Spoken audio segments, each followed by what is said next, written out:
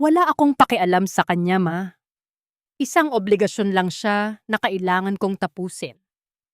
Hindi ko kailanman minahal ang isang babaeng galing sa putik. Ang mga salitang iyon na binigkas ni Waldorf sa loob ng marangyang suite ng hotel ay tila mga patalim na dumaan sa pandinig ni Winona. Nanigas siya sa kinatatayuan sa likod ng bahagyang nakabukas na pinto. Ang kanyang mga kamay, na puno ng maliliit na sugat at paltos mula sa ilang buwang paghabi, ay nanginginig habang yakap ang isang espesyal na regalo. Iyon ay isang hand-woven shawl, gawa sa pinakamahusay na hibla ng sutla na may disenyong hango sa mga bituin sa langit. Ang regalong pinagpuyatan niya para sa kanilang ikatlong anibersaryo ng kasal. Bawat hibla ay hinabi niya ng may kasamang dalangin at pag-ibig. Sa pag-asang sa gabing ito, sa wakas ay mapapansin ni Waldorf ang kanyang halaga. Ngunit ang bawat sinulid ng pag-asang iyon ay tila isa-isang nalalagas sa kanyang paanan. Nang dahan-dahan niyang itulak ang pinto, ang bumungad sa kanya ay hindi lamang ang malamig na tinig ng kanyang asawa, kundi ang isang tagpong habambuhay na uukit ng lason sa kanyang gunita. Nakaupo si Waldorf sa gilid ng kama, habang si Celestine, ang babaeng palaging sinasabi ni Doña Amalia na karapat-dapat para sa kanyang anak, ay nakasandal sa balikat nito. Bakas ang mapaglarong ngiti sa mga labi. Hindi nakayanan ng mga nanghihinang daliri ni Winona ang bigat ng daladalang regalo. Ang balabal na dumaan sa libu-libong haplos ng pagmamahal ay bumagsak sa malamig na sahig. Walang likha na ingay ngunit sapat na upang makuha ang atensyon ng mga tao sa loob ng silid. Winona. Ang boses ni Waldorf ay walang bakas ng pagkagulat, tanging inis at pagkayamot ang naroon. Anong ginagawa mo rito? Bago pa man makasagot si Winona, isang matunog na sampal ang nagpalingon sa kanyang mukha. Hindi si Waldorf ang gumawa niyon. Si Doña Amalia, na tila kanina pa naghihintay sa dilim, ay lumabas mula sa likod ng pinto at muling itinaas ang kamay. Ang kapal din naman ng mukha mong magpakita rito pagkatapos mong dungisan ang pangalan ng mga Valderrama. Sigaw ng matanda. Ang kanyang boses ay puno ng puot. Ang mga mata ay nanlilisik sa galit na tila binalot ng katuwiran. Nanlabo ang paningin ni Winona. Ang hapdi sa kanyang pisngi ay wala pa sa kalahati ng kirot na nararamdaman sa loob ng kanyang dibdib. Ma, ano po ang ibig ninyong sabihin?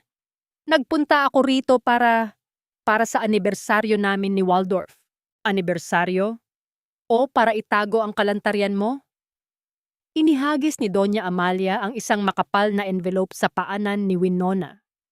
Kumalat ang mga litrato sa sahig, mga larawang kuha sa madidilim na anggulo na nagpapakita kay Winona na tila may kasamang ibang lalaki, mga larawang selyado ng kasinungalingan.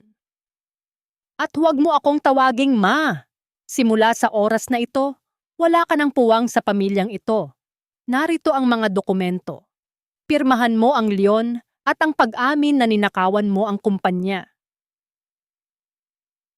Oh, hindi totoo yan. Waldorf, maniwala ka sa akin. Hindi ko magagawa yan sa iyo. Lumapit si Winona sa asawa. Nagmamakaawa, ang kanyang mga luha ay pumatak sa telang dinesenyo niya para sa lalaking mahal niya. Ngunit tumayo si Waldorf at lumayo. Tila diring-diri na madikit sa kanya. Huwag mo akong hawakan, Winona. Tama si Mama. Siguro nga, ang utang na loob na ibinigay namin sa pamilya mo ay hindi sapat para gawin kang marangal. Sapat na ang 3 taon na pagkukunwari. Utang na loob? Pag-uulit ni Doña Amalia. Ang boses ay naging malambot ngunit kasing talim ng labaha. Naaalala mo ba, Winona? Kung hindi dahil sa pera ng mga Valderrama, matagal nang nabulok ang ama mo sa ospital. Kung gusto mo silang manatiling ligtas, pirmahan mo ito. Umalis ka ng tahimik. Tanggapin mo ang lahat ng paratang o sisiguraduhin kong sa kulungan ang tuloy ninyong mag-ama. Ang silid na dati ay pangarap ni Winona, na maging kanlungan ng pag-ibig ay naging isang madilim na selda.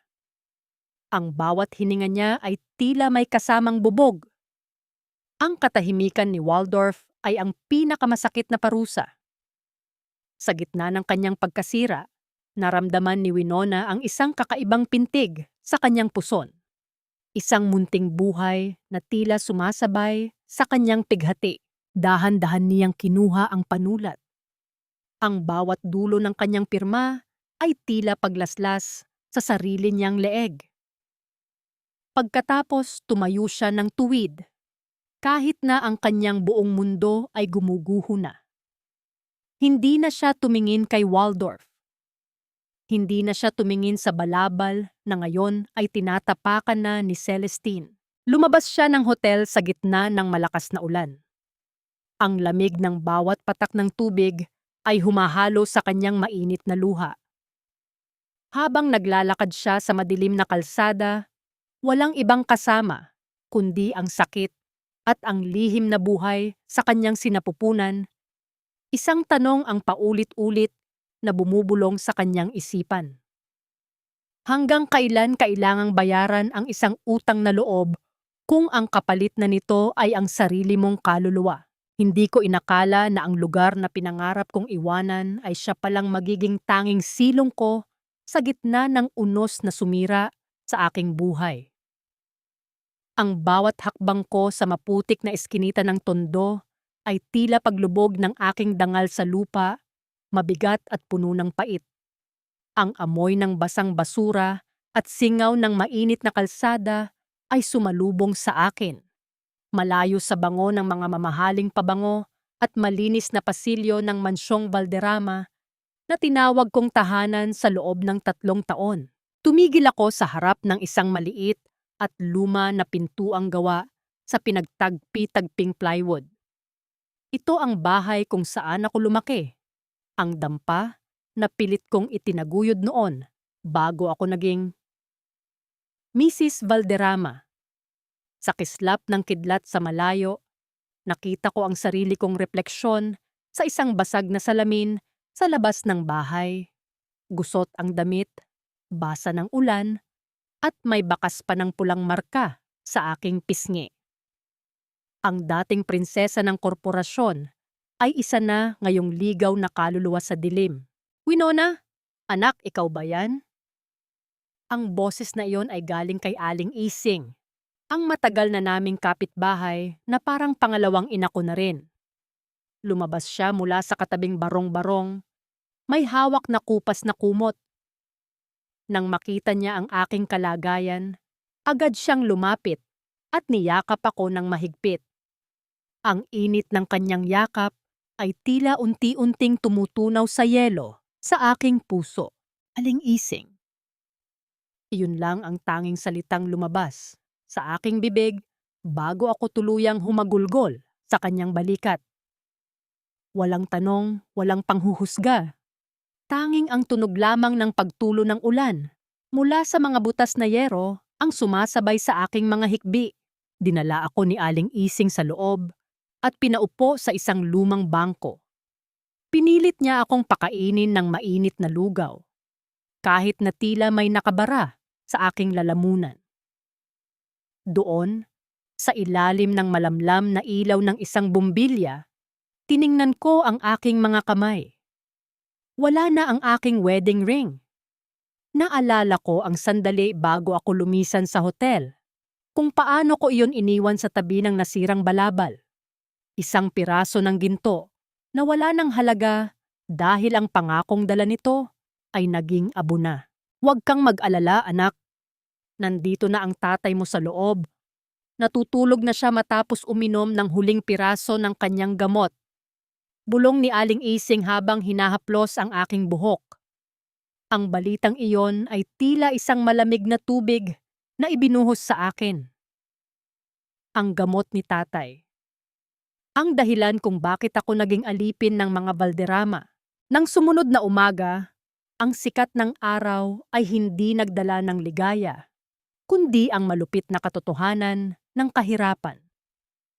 Ang huling pera sa aking pitaka ay sapat lamang para sa isang araw na pagkain. Tiningnan ko ang aking huling kayamanan, isang maliit na gintong hikaw na bigay ng aking ina bago siya pumanaw. Ito na lang ang tanging koneksyon ko sa nakaraan na may halaga. Sa isang maliit na sanglaan sa kanto, ibinigay ko ang hikaw. Ang tunog ng pagbukas ng drawer ng kahera ay tila isang hatol. Sa bawat perang papel na natanggap ko, alam kong ibinibenta ko rin ang huling alaala ng aking dignidad. Ngunit kailangan kong mabuhay. Kailangan kong mabuhay para sa aking ama at para sa munting buhay na nagsisimulang humiling ng puwang sa loob ng aking katawan. Habang naglalakad ako pabalik bitbit ang ilang piraso ng gamot at isang supot ng tinapay, naramdaman ko ang isang kakaibang pakiramdam. Ang aking batok ay tumindig. Lumingon ako, ngunit tanging ang mga bata lamang na naglalaro sa kanal at mga taong nagmamadaling pumasok sa trabaho ang aking nakita. Gayunpaman, sa likod ng isang poste ng kuryente, may isang lalaking nakasuot ng itim na jacket at sombrero ang tila nakatitig sa akin. Hindi siya taga rito. Ang kanyang tindig ay hindi kabilang sa alikabok ng tondo. Bilis-bilis akong naglakad. Ang aking puso ay tumitibok ng mabilis. Hindi dahil sa pagod, kundi dahil sa takot. Sino ang naghahanap sa akin? Ang pamilya ba ni Waldorf ay hindi pa tapos sa kanilang pagpapahirap? O baka naman ang nakaraan ay ayaw pa akong pakawalan? Pagpasok ko sa aming maliit na pintuan, agad ko itong nilak. Humilig ako sa dingding na kahoy, habol ang aking hininga. Sa gitna ng katahimikan, narinig ko ang mahinang ubo ng aking ama mula sa kabilang silid. Napahawak ako sa aking tiyan. Dito, sa gitna ng hirap at panganib, kailangan kong maging matatag. Dahil kung susuko ako, wala nang matitira sa amin. Ngunit ang anino ng lalaki sa labas ay tila isang babala na ang aking kalayaan ay panandalian lamang. Isang pirasong tinapay na lamang ang natitira sa ibabaw ng hapag. Ngunit 2 buhay ang kailangang pakainin ng aking katawan. Tiningnan ko ang aking mga kamay na dati ay tila porselana sa loob ng mansyon. Ngayon ay nagsisimula ng magaspang at mangitim ang mga kuko dahil sa paglalaba ng mga damit ng kapitbahay para lamang madagdagan ang pambili ng gamot ni tatay. Sa loob ng maliit na palikuran, ang sikmura ko ay muling nag-alburuto. Hindi ito ang hapdi ng gutom na sanay na ako. Ito ay isang malalim na pagbaligtad ng aking loob na tila pilit na inilalabas ang lahat ng pait na aking kinimkim. Napahawak ako sa malamig na pader na kahoy habang ang aking paningin ay nagdilim. Sa bawat pag-alon ng aking pagsusuka, ang pangalan ni Waldorf ang tila nakabara sa aking lalamunan. Isang lason na ayaw lumabas. Isang alaala na pilit sumisira sa aking kasalukuyan. Winona, ayos ka lang ba rito? Kanina ka pa dighay ng dighay. Ang nag-aalalang tinig ni Aling Ising mula sa labas. Dahan-dahan akong lumabas. Pinupunasan ng aking bibig ng isang lumang panyo. Opo, Aling Ising. Baka dahil lang po ito sa lamig ng hamog kaninang madaling araw habang naglalaba ako. Tinitigan ako ng matanda. Ang kanyang mga mata ay puno ng karanasan at pang-unawa. Lumapit siya sa akin at hinawakan ang aking pulso. Ang kanyang mga daliri ay tila may mahiwagang kakayahan na basahin ang lihim ng aking dugo. Pagkatapos ng ilang sandali, bumaba ang kanyang tingin sa aking tiyan na pilit kong itinatago sa ilalim ng maluwag na duster. Anak, hindi yan dahil sa hamog. Bulong niya. Ang boses ay seryoso at puno ng kaba. Ilang buwan na ang nakalilipas mula nang huling dinalaw ka ng iyong buwan ng daloy? Nanigas ang aking buong pagkatao. Ang tanong na iyon ay tila isang kidlat na tumama sa gitna ng aking katinuan. 2? O baka 3 buwan na? Sa gitna ng gulo, sa gitna ng mga sampal at bintang ng pamilya Valderrama, nakalimutan ko ang sarili kong katawan. Ang huling gabi namin ni Waldorf bago ang trahedya sa hotel. Ang gabing akala ko ay simula ng aming pag-aayos, iyon pala ang gabi kung kailan iniwan niya sa akin ang isang hiyas na hinding-hindi niya kailanman dapat makuha. Buntis ka, Winona. Ang kumpirmasyon ni Aling Ising ay tila isang hatol at biyaya ng magkasabay. Napaupo ako sa sahig, ang aking mga luha ay muling pumatak, ngunit sa pagkakataong ito, hindi ito para sa sakit na dulot ni Waldorf. Ito ay para sa sanggol na nabubuo sa gitna ng aking pagkawasak. Isang anghel na walang malay na ang kanyang ama ay itinaboy ang kanyang ina na parang basura. Isang bata na ang tanging mamanahin ay ang kahirapan ng tondo at ang dungis ng isang maling paratang.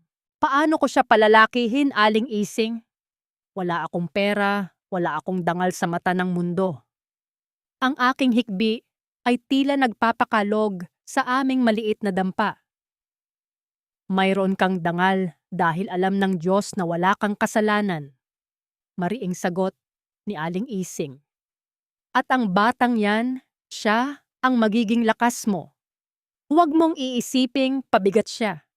Siya ang dahilan kung bakit kailangan mong tumayo at lumaban. Sa sandaling iyon, nagbago ang ihip ng hangin sa loob ng aking dibdib. Ang dating takot ay napalitan ng isang matigas na determinasyon. Kung ang pamilya Valderrama ay gustong sirain ako, hindi ko hahayaang madamay ang aking anak. Hahabi ako ng bagong mundo para sa kanya.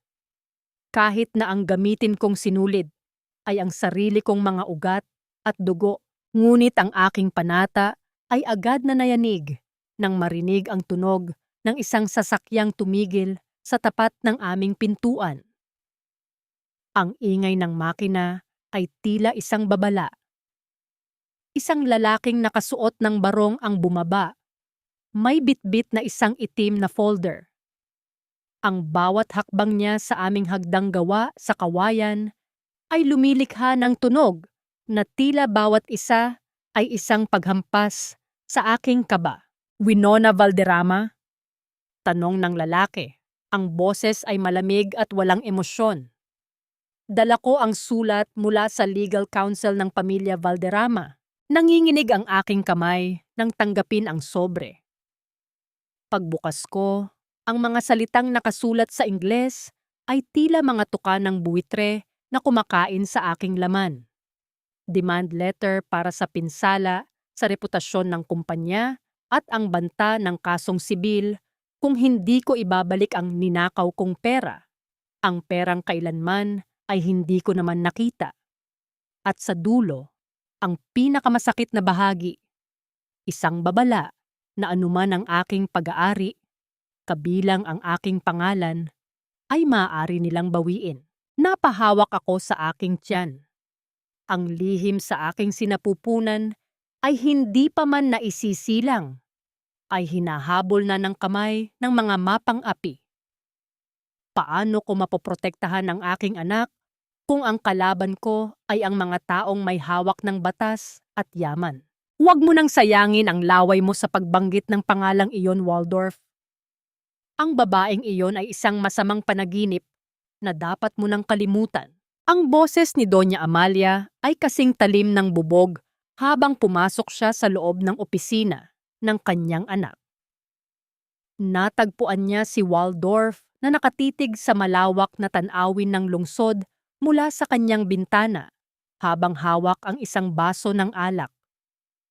Ang dating maaliwalas na mukha ng lalaki ay napalitan ng dilim. Ang kanyang mga mata ay tila mga uling na nawalan na ng kislap. Hindi ko lang maintindihan, ma. Bulong ni Waldorf. Ang boses ay paos at puno ng pagkalito. 3 taon. 3 taon nating siyang kasama. Paano niya nagawang magnakaw sa kumpanya at gawin iyon sa mismong anibersaryo namin? Lumapit ang matanda sa kanyang anak at dahan-dahang hinaplos ang balikat nito. Ang bawat haplos ay tila isang dahan-dahang pagbaon ng kuko. Iyan ang hirap sa'yo, Waldorf. Masyado kang naging mabait. Pinulot natin siya sa putik dahil sa utang na loob natin sa tatay niya. Pero ang ahas, kahit anong gawin mong pag-aaruga, tutuklaw at tutuklaw pa rin yan pagdating ng panahon. Sa kabilang dulo ng silid, pumasok si Celestine na may dalang mga dokumento para sa kanilang darating na kasal. Ang kanyang bawat kilos ay puno ng pagkukunwari.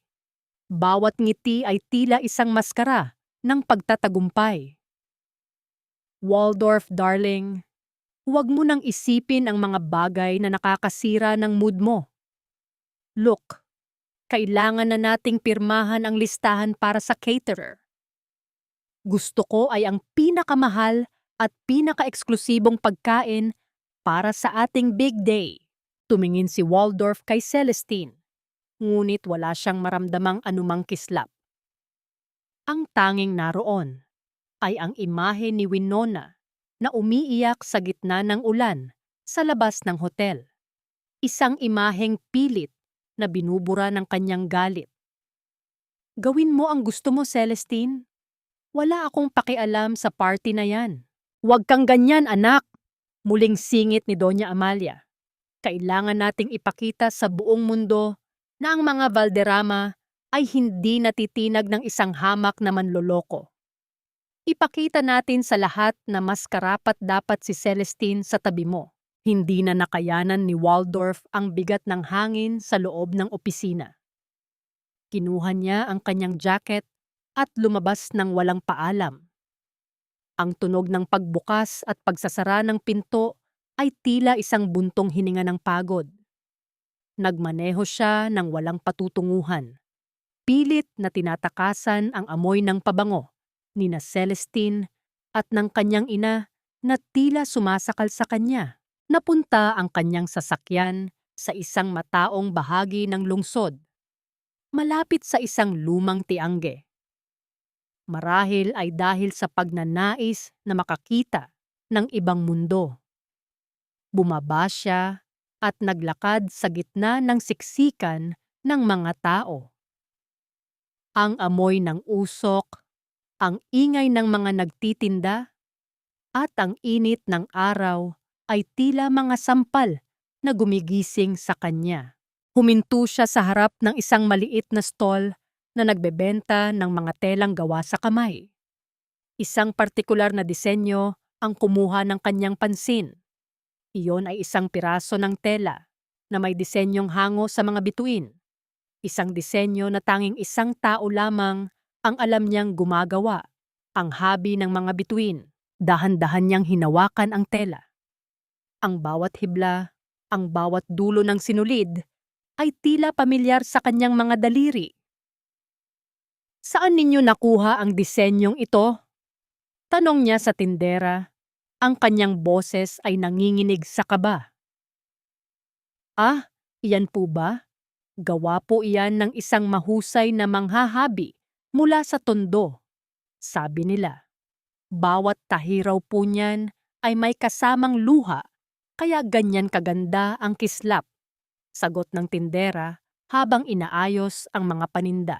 Nanlamig ang buong katawan ni Waldorf. Ang disenyong iyon ay ang mismong regalong dapat sana ay ibibigay ni Winona sa kanya noong gabi ng kanilang anibersaryo. Ang regalong itinapon at tinapakan nila sa sahig ng hotel? Paano ito napunta sa isang mumurahing tindahan kung ang sabi ng kanyang ina ay ninakaw ni Winona ang milyon-milyong pera ng kumpanya? Kung talagang mayaman na si Winona mula sa pagnanakaw, bakit ang kanyang mga likha ay ibinebenta sa gitna ng alikabok at init ng tiangge? Ang bawat hibla ng tela ay tila nagiging isang matalas na karayom na tumutusok sa konsensya ni Waldorf. Tiningnan niya ang kanyang paligid, umaasa na makikita ang pamilyar na anino ng babaeng kanyang itinaboy, ngunit tanging ang mukha ng mga estranghero ang sumalubong sa kanya. Isang malalim na pagdududa ang nagsimulang gumapang sa kanyang puso. Isang pagdududa na pilit na itinatago ng mga kasinungalingan ng kanyang ina. Tumingin ka sa akin, Winona. Ganyan na ba kababa ang narating mo para maging isang hamak na kargador sa kalsada? Ang boses ni Waldorf ay tila isang malamig na hampas ng hangin sa gitna ng maalinsangang hapon sa labas ng Ninoy Aquino International Airport. Nanigas si Winona sa kanyang kinatatayuan. Ang malaking kahon ng mga telang dinesenyo niya, ang kanyang huling pag-asa para sa pambayad sa upa, ay tila biglang bumigat ng 100 beses. Dahan-dahan siyang lumingon. Doon, sa harap ng isang makintab at itim na sasakyan, nakatayo ang lalaking dati ay nangakong poprotektahan siya sa lahat ng bagyo. Nakasuot si Waldorf ng isang mamahaling suit. Ang bawat hibla nito ay sumisigaw ng yaman at kapangyarihan. Sa tabi niya ay ang mga tauhan ng kumpanya na dati ay yumuyukod kay Winona, ngunit ngayon ay nakatingin sa kanya ng may halong pait at panghahamak. Tiningnan ni Winona ang kanyang sarili sa pamamagitan ng mga mata ni Waldorf. Ang kanyang suot na duster ay kupas na at may mantsa ng pawis. Ang kanyang mga tsinelas ay pudpod na ang suwelas mula sa malalayong nilakad. Ang kanyang buhok, na dati ay palaging nakaayos, ay basa ng pawis at nakatali na lamang ng isang simpleng goma. Ang kaibahan ng kanilang mundo ay tila isang malalim na bangin na hindi na kailanman matatawid. Nagtratrabaho ako ng marangal, Waldorf. Ang boses ni Winona ay mahina, ngunit may diing nagmumula sa kanyang kaibuturan. Hindi ko kailangang humingi ng tawad sa paggawa ng tama, marangal? Isang mapait na tawa ang kumawala sa mga labi ni Waldorf. Lumapit siya ng kaunti, sapat na upang maamoy ni Winona ang pamilyar na pabango nito. Isang amoy na dati ay nagbibigay sa kanya ng seguridad, ngunit ngayon ay nagdadala lamang ng sakit. Ang magnakaw sa sarili mong pamilya at pagkatapos ay magkunwaring biktima sa gitna ng tondo. Iyon ba ang tinatawag mong marangal? Wala akong ninakaw, sigaw ni Winona. Ang kanyang mga mata ay nagsimulang magtubig. Kailanman ay hindi ko nagawang dungisan ang pangalan ninyo. Ang tanging ninakaw sa akin ay ang aking dangal at ang pagkakataong maging masaya sa tabi mo. Tama na ang drama, Winona. Pagod na ako sa mga kasinungalingan mo. Pagputol ni Waldorf, ang kanyang mga mata ay puno ng pagkamuhi. Siguro nga ay tama si Mama. Hindi ka talaga nababagay sa amin. Diyan ka nararapat, sa gitna ng alikabok at ingay ng kalsada. Ngunit sa gitna ng kanyang galit, isang bagay ang kumuha ng pansin ni Waldorf. Habang humihinga ng malalim si Winona dahil sa pagod at emosyon, ang suot nitong maluwag na damit ay humigpit sa kanyang katawan dahil sa ihip ng hangin. Doon, sa gitna ng kanyang pagkatao, ay ang isang umbok na hindi na maikakaila. Isang umbok na nagsasabing may buhay na nananahan sa loob ng babaeng kanyang itinaboy. Nanigas si Waldorf. Ang kanyang galit ay tila napalitan ng isang nakabibinging katahimikan. Ang kanyang tingin ay nakapako sa tiyan ni Winona, habang ang kanyang puso ay tumitibok ng mabilis. Tila isang tambol na nagbababala ng isang malaking katotohanan. Buntis ka, bulong ni Waldorf. Ang boses ay nanginginig. Ang bawat salita ay tila isang tanong na ayaw niyang malaman ang sagot. Mabilis na iniwas ni Winona ang kanyang katawan, pilit na itinatago ang kanyang anak mula sa mapanuring mata ng lalaki. Ngunit huli na.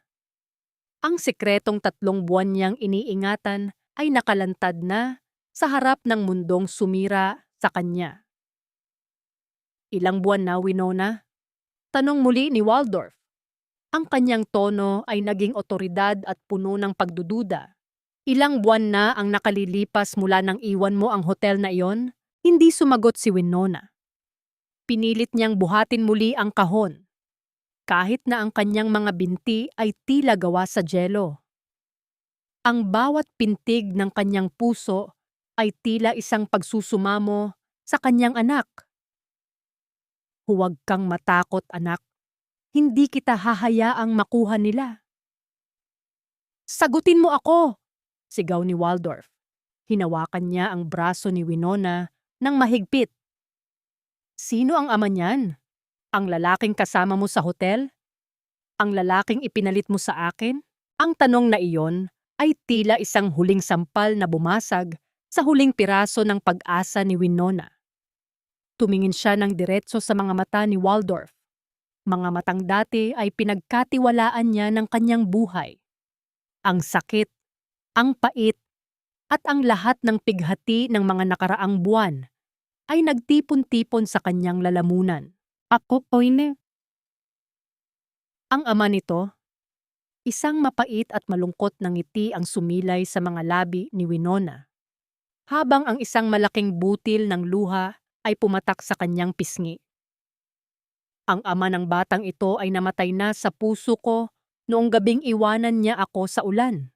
Waldorf, huwag mo nang itanong kung sino siya, dahil kailanman, hindi mo na siya makikilala. Binawi ni Winona ang kanyang braso ng may puwersa. Sa gitna ng pagkagulat ni Waldorf, mabilis siyang tumalikod at naglakad palayo, bitbit ang mabigat na kahon at ang mas mabigat na pasanin sa kanyang puso. Iniwan niya si Waldorf na nakatayo sa gitna ng marangyang paligid ng airport. Ang mga kamay nito ay nakakuyom at ang isipan ay puno ng mga tanong na magiging dahilan ng kanyang mga walang tulog na gabi. Habang sumasakay sa isang siksikang jeep pabalik ng tondo, napahawak si Winona sa kanyang tiyan. Ang munting buhay sa loob ay tila sumisipa ng mahina, isang paalala na sa gitna ng digmaang ito, hindi siya nag-iisa.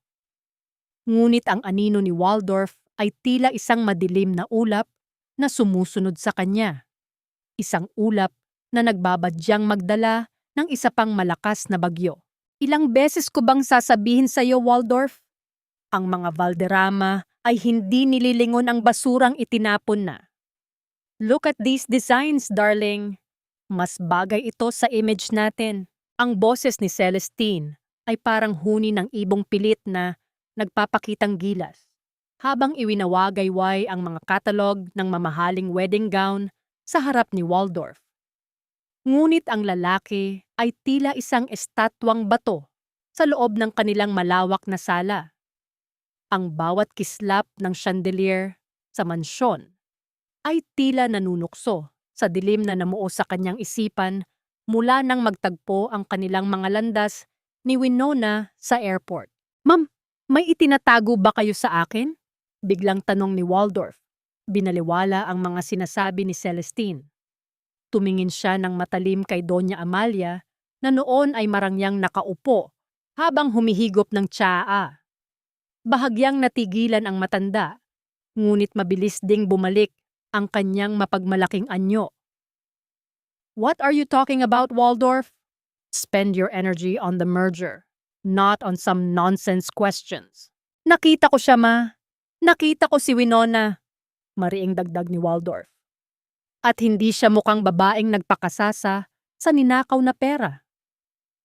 She looked broken, and she's pregnant. Ang tunog ng pagtama ng tasa sa platito ay umalingaw-ngaw sa katahimikan ng silid. Bahagyang nanginig ang kamay ni Doña Amalia, ngunit ang kanyang mukha ay nanatiling kasing tigas ng marmol. Sa kabilang banda, si Celestine ay napasinghap. Ang kanyang mga mata ay nanlaki sa halo-halong takot at pagkamuhi. Pregnant? Pag-uulit ni Celestine. Ang boses ay naging matinis. Oh my God, Waldorf! Don't tell me naniniwala ka na sa iyo yan. For all we know, baka bunga yan ng pakikipaglandian niya sa hotel noong gabing iyon. Baka nga gagamitin niya lang ang batang yan para perahan ka muli. Stop it, Celestine. Sigaw ni Waldorf. Tumayo siya at mabilis na lumabas ng silid. Hindi na kinaya ang lason na lumalabas sa bibig ng kanyang tinuturing na magiging asawa. Nang matiyak ni Doña Amalia na wala na ang kanyang anak, unti-unting nawala ang kunwari ay kalmado niyang anyo. Ang kanyang mga mata ay nag-apoy sa galit habang nakatingin sa kawalan. Kinuha niya ang kanyang cellphone at mabilis na nagdial ng isang numero. Is it true? Tanong niya sa kabilang linya. Ang boses ay pabulong, ngunit puno ng banta. Buntis ang babaeng iyon? Bakit hindi ninyo agad inireport sa akin? Nang makumpirma ang balita mula sa kanyang binabayarang espiya, lalong naging madilim ang anyo ng matanda. Para sa kanya, ang sanggol sa sinapupunan ni Winona ay hindi isang apo. Ito ay isang buhay na ebidensya ng kanyang mga kasalanan at isang malaking banta sa kayamanan ng mga Valderrama na matagal na niyang pinoprotektahan. Makinig kang mabuti, utos ni Doña Amalia. Habang si Celestine ay nakikinig ng maigi sa kanyang tabi. Hindi pwedeng magkaroon ng tagapagmana ang pamilyang ito mula sa isang dugong basura. Siguraduhin ninyong hindi sisikat ang araw na dala-dala pa rin niya ang batang iyan. I don't care how you do it. Make it look like an accident. Basta siguraduhin ninyong mawawala ang problemang iyan. Isang malademonyong ngiti ang sumilay sa mga labi ni Celestine habang naririnig ang utos ng matanda. Para sa kanya, ang pagkawala ng anak ni Winona ang huling hadlang upang tuluyan na niyang maangkin ang lahat. Si Waldorf, ang posisyon, at ang bilyong-bilyong ari-arian ng pamilya. Don't worry, tita. Bulong ni Celestine habang hinahaplos ang braso ng matanda. I have someone who can finish the job quickly. Sa tondo lang naman siya, di ba? Madaling maglaho ang mga tao sa lugar na iyon na parang bula. Habang ang dalawang babae ay nagpaplano ng isang madugong gabi, ang hangin sa loob ng mansyon ay tila naging kasing bigat ng isang libingan. Ang karangyaan ng paligid ay hindi na maitago ang baho ng bulok na moralidad ng mga taong naninirahan dito.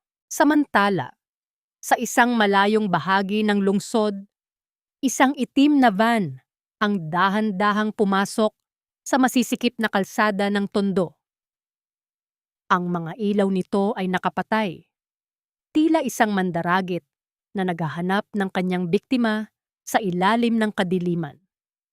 Ang target nila ay isang maliit na dampa, kung saan ang isang inang walang malay ay mahimbing na natutulog. Yakap ang pangarap ng isang bagong simula.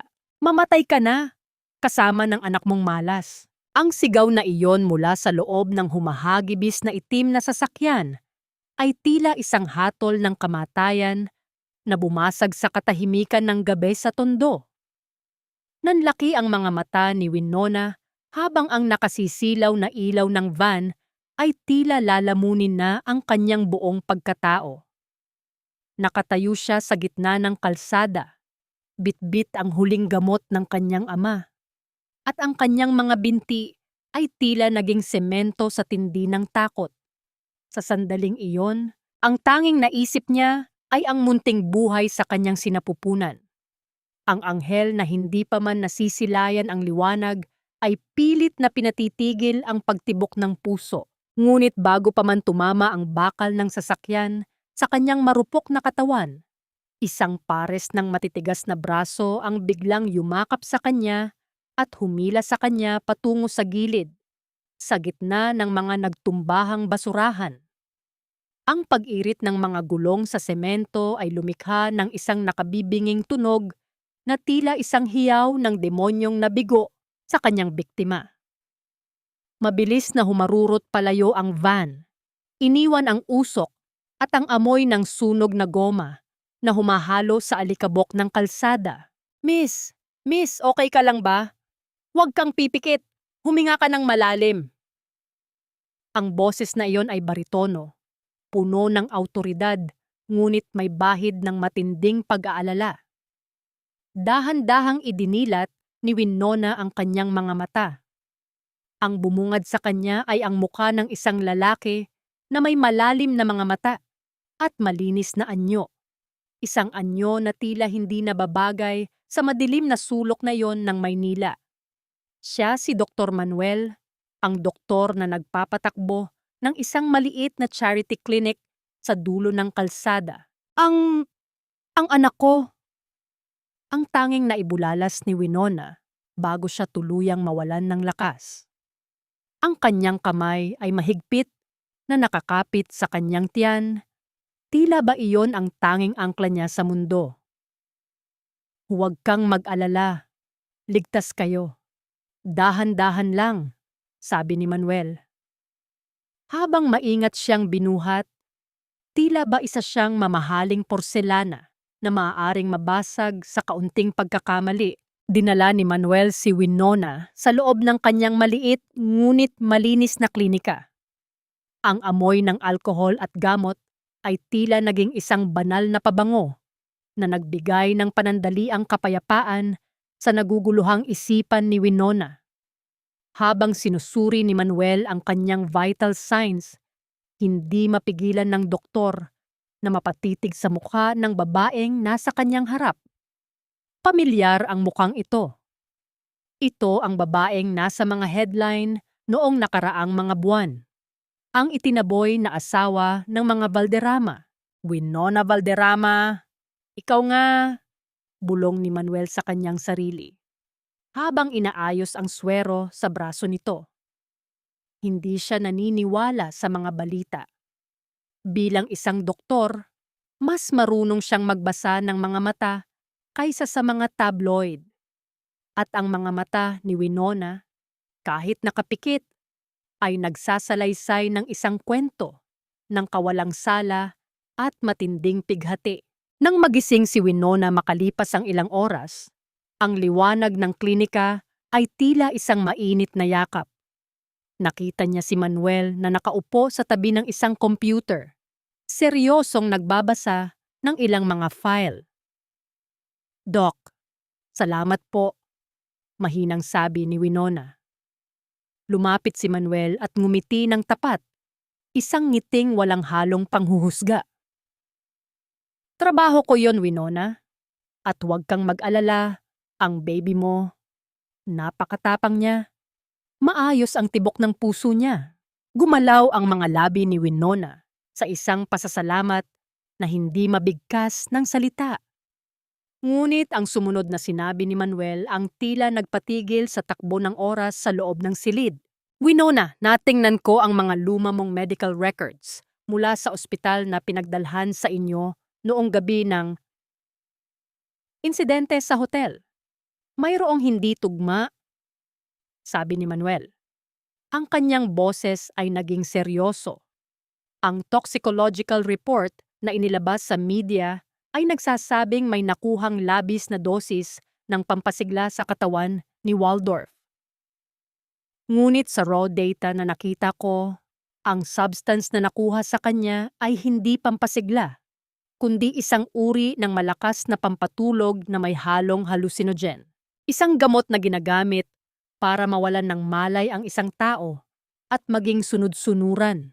Bomko bong digip tutul busti. Nanlaki ang mga mata ni Winona. Ang kanyang puso ay nagsimulang tumibok ng mabilis. Ibig ninyong sabihin, sinadya siyang patulugin? Na ang lahat ng nakita ko ay isang palabas? Tumango si Manuel. Ang kanyang tingin ay puno ng determinasyon. Higit pa doon, Winona. May pirma ang isang head nurse sa report na iyon na matagal nang nawawala.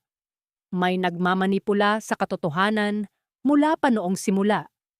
At ang mas nakapagtataka, ang gamot na iyon ay tanging mga malalaking kumpanya lamang ang may access. Kumpanyang tulad ng sa mga Valderrama.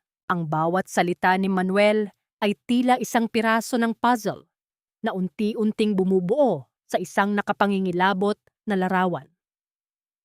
Ang gabi ng anibersaryo ay hindi isang pagkakataon ng pagtataksil, kundi isang maselang disenyo ng isang halimaw na handang pumatay ng kaluluwa para sa kapangyarihan. Ngunit habang nag-uusap ang dalawa, sa labas ng klinika, ang anino ng itim na van ay muling lumitaw.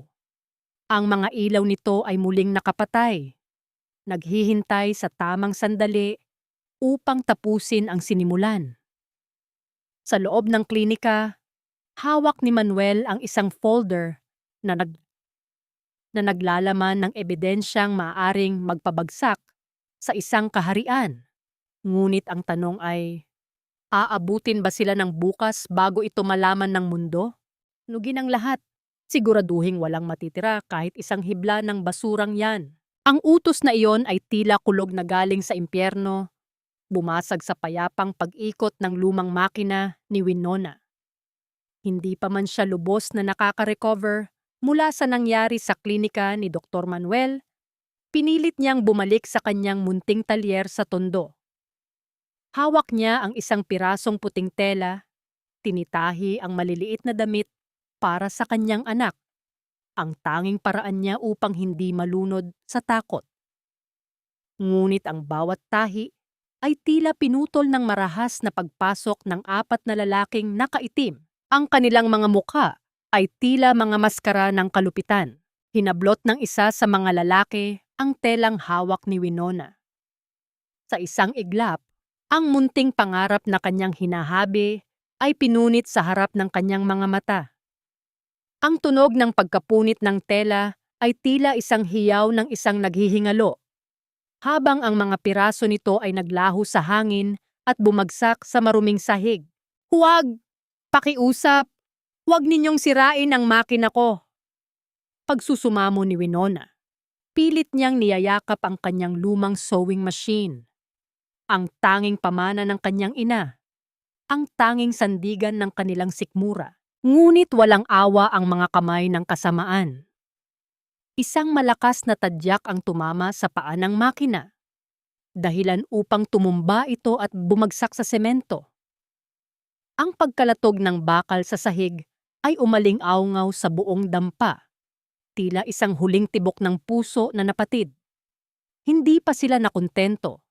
Kinuha ng isa ang degas na kalan at itinapon ito sa tumpok ng mga nakatabing tela. Sa isang saglit, ang apoy ay nagsimulang gumapang, tila mga dila ng demonyo na nagugutom sa paninira. Winona! Diyos ko! Winona! Ang sigaw ni Aling Ising ay narinig mula sa labas. Hindi nag-atubili ang matanda. Bit-bit ang isang balde ng tubig at ang kanyang matapang na kalooban. Tumayo siya sa pagitan ni Winona at ng mga lalaki. Magsialis kayo rito! Mga hayop kayo! Wala silang ginagawang masama sa inyo. Sumunod na ang iba pang mga kapitbahay, mga kargador sa pier, mga tindera ng isda, at mga kabataang taga-tondo. Bit-bit ang mga kahoy, bato, at ang kanilang pagkakaisa. Hinarap nila ang mga goons na ipinadala mula sa marangyang mundo ng mga Valderrama. Ang tondo, sa kabila ng dumi at hirap, ay may isang batas na hindi mabibili ng pera. Ang pagtatanggol sa kauri. Umalis na kayo bago pa namin kayo. Hindi palabasin ng buhay sa eskinita na ito. Sigaw ng isang kargador habang iwinawagayway ang kanyang bakal na tubo. Dahil sa dami ng mga taong rumesponde, napilitang umurong ang mga lalaki. Ngunit bago sila tuluyang tumakas, isa sa kanila ang lumingon kay Winona, na noon ay nakaluhod sa tabi ng kanyang nasirang makina. Sabi ni Doña Amalia, simula pa lang ito. Hindi ka titigilan hanggat hindi mo ibinibigay ang hinihingi niya. Nang makaalis ang mga salot, ang usok mula sa nasunog na tela ay tila isang maitim na kumot na bumalot sa puso ni Winona. Ang bawat hibla ng kanyang pag-asa ay naging abo na. Tiningnan niya ang kanyang mga kamay, maitim, puno ng uling, at nanginginig. Ang pait ng kawalang katarungan ay tila isang lason na dahan-dahang gumagapang sa kanyang mga ugat. "Anak! Ang baby ko!" bulong ni Winona. Naramdaman niya ang isang matalim na kirot sa kanyang puson, isang sakit na tila hinihiwa ang kanyang katinuan. Ang paligid ay nagsimulang umikot. Ang mga boses ng mga kapitbahay na tumutulong sa pag-apula ng apoy ay unti-unting naging malayo, tila mga bulong mula sa ilalim ng tubig. "Winona, anak, lumaban ka!" Ang huling narinig niyang tinig ni Aling Ising bago tuluyang magdilim ang lahat. Bumagsak ang katawan ni Winona sa gitna ng abo at nasirang pangarap. Sa gitna ng katahimikan ng kanyang pagkawala ng malay, isang katanungan ang naiwan sa hangin. Mababawi pa ba ang lahat kung ang huling sandigan ay gumuho na? At sa pagbagsak ng katawan ni Winona, isang maliit na kwintas na may pendant na letrang U, isang lumang regalo ni Waldorf. Ang nalaglag mula sa kanyang bulsa, dahan-dahang nabaon sa alikabok at abo. "Huwag mong dungisan ng presensya mo ang lugar na ito, Waldorf. Hindi mo ba nakikita? Halos mamatay na ang babaeng itinapon ninyo sa basura." Ang boses ni Dr. Manuel ay kasing lamig ng hanging nanggagaling sa luma at maingay na electric fan sa loob ng klinika. Nakatayo si Waldorf sa gitna ng maliit na silid. Ang kanyang mamahaling sapatos ay may bahid ng putik mula sa mga eskinita ng tondo. Tiningnan niya ang kama kung saan nakahiga si Winona. Maputla, may mga benda sa braso dahil sa mga paso mula sa apoy, at ang kanyang mga mata ay mahigpit na nakapikit na tila ayaw nang harapin ang mundo. Sa isang maliit na mesa sa tabi ng kama, nakita ni Waldorf ang isang mangkok ng malamig na lugaw at ang mga piraso ng tahiing damit na hindi natapos dahil sa paninira. Ang bawat detalye ng kahirapan sa paligid ay tila isang malakas na sampal sa kanyang pagkatao. Kung totoo ang sinasabi ng kanyang ina na ninakawan sila ni Winona ng milyon-milyon, bakit ito ang buhay na nadatnan niya? Bakit ang magnanakaw ay naghihingalo sa isang charity clinic sa halip na nagpapakasasa sa karangyaan? Paano? Paano siya nagkaganyan? Nauutal na tanong ni Waldorf. Ang kanyang kamay ay nanginginig habang pilit na inaabot ang malamig na kamay ni Winona. Ngunit mabilis itong hinawi ni Manuel. Nagkaganyan siya dahil sa mga taong ipinadala ng pamilya ninyo upang sunugin ang tanging hanapbuhay niya. Mariing sagot ni Manuel. Halos mawalan siya ng anak dahil sa stress at takot. Ang babaeng tinatawag ninyong traidor ay nagpapakamatay sa pagtatrabaho para lamang may maipambili ng gamot ng kanyang ama. Wala siyang pera, Waldorf. Ang tanging mayroon siya ay ang kanyang dangal at pilit ninyo pa rin kinukuha iyon. Hindi nakapagsalita si Waldorf. Ang kanyang lalamunan ay tila punong-puno ng bubog. Tinitigan niya ang mga palad ni Winona. Magaspang, puno ng kalyo mula sa paghabi at may mga sariwang sugat. Walang bakas ng isang babaeng nagpakasasa sa nakaw na yaman. Sa bawat segundo ng katahimikan, Ang mga kasinungalingan ni Doña Amalia ay tila mga pader na dahan-dahang gumuho sa loob ng kanyang isipan. Umalis si Waldorf sa klinika na tila isang ligaw na kaluluwa. Ang bawat hakbang niya pabalik sa kanyang sasakyan ay puno ng pagdududa at pagsisisi. Ngunit ang tunay na kumpirmasyon ng kanyang mga hinala ay naghihintay sa kanya sa mismong loob ng kanyang sariling tahanan. Pagdating niya sa mansyon, madilim na ang buong paligid. Habang paakyat siya sa hagdan, narinig niya ang mga boses na nagmumula sa silid ni Doña Amalia. Bahagyang nakabukas ang pinto at ang liwanag mula sa loob ay tila isang lason na tumatagas sa pasilyo. "Tita, huwag kang mag-alala. Ang mga bataan ko na ang bahala sa tondo. Sisiguraduhin nilang hindi na muling makakatayo ang babaeng iyon." Ang boses ni Celestine ay puno ng kagalakan. Tila isang tagumpay ang bawat salitang lumalabas sa kanyang bibig. "Siguraduhin mo lang, Celestine," sagot ni Doña Amalia. Ang boses ay malamig at walang bahid ng pagsisisi. "Hindi naging madali ang pag-aayos natin sa hotel noong gabing iyon. Malaki ang ibinayad ko sa manager ng hotel at sa peking witness para lang mapaniwala si Waldorf na nagtataksil ang babaeng iyon. Hindi ko hahayaang masira ang lahat dahil lang sa isang bata." Nanigas si Waldorf sa likod ng pinto. Ang bawat salita ay tila isang bala na tumatagos sa kanyang puso. Ang hotel, ang testigo, ang lahat ng sakit na idinuot niya kay Winona ay bahagi lamang ng isang madugong laro ng kanyang sariling ina. Ang babaeng pinagkatiwalaan niya, ang babaeng itinuring niyang gabay, ang siya palang pumatay sa kanyang kaligayahan. Dapat lang na mawala ang batang iyon. Dagdag pa ni Celestine habang humihagik-hik. Isang malaking bonus na ang mismong asawa niya ang nagtaboy sa kanya sa ulan.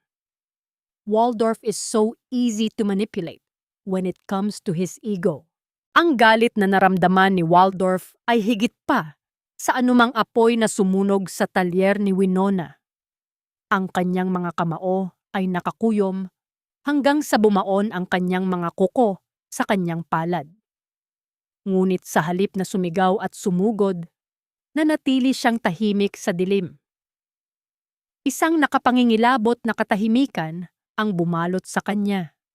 Isang katahimikan na naghuhudyat ng isang malaking pagsabog. Sa ilalim ng malabong ilaw ng pasilyo, ang mga luha ni Waldorf ay pumatak. Hindi dahil sa lungkot, kundi dahil sa matinding pagkamuhi sa kanyang sarili. Paano niya nagawang maging bulag? Paano niya nagawang saktan ang tanging babaeng tunay na nagmahal sa kanya? Habang dahan-dahan siyang umaatras palayo sa pinto, isang tanong ang umaling-aungaw sa kanyang isipan. Kasing pait ng katotohanang kakaalam lang niya. Mayroon pa bang puwang para sa pagpatawad ang isang pusong ilang beses mo nang pinatay? Huwag kang gagawa ng kahit anong ingay. Hanapin mo si Mr. Reyes at dalhin mo siya sa akin nang walang nakakaalam. Kahit si Mama. Ang utos ni Waldorf sa kanyang pinagkakatiwalaang tauhan ay kasing pait ng kape na lumalamig na sa kanyang harapan. Nakaupo siya sa dilim ng kanyang silid-aklatan. Ang tanging liwanag ay nagmumula sa asul na kislap ng monitor ng kanyang laptop. Ang mga kamay niya, na dati ay kampanteng humahawak ng baso ng mamahaling wine, ngayon ay nanginginig habang binubuksan ang mga lumang file ng kumpanya. Ang mga file na dati ay hindi niya binigyang pansin dahil sa buong tiwala niya sa kanyang ina. Habang ang buong mansyon ay balot ng katahimikan, si Waldorf ay nagsimulang maghukay sa sarili niyang libingan ng pagsisisi. Bawat dokumentong binubuksan niya ay tila isang piraso ng katotohanan na sumasampal sa kanyang mukha.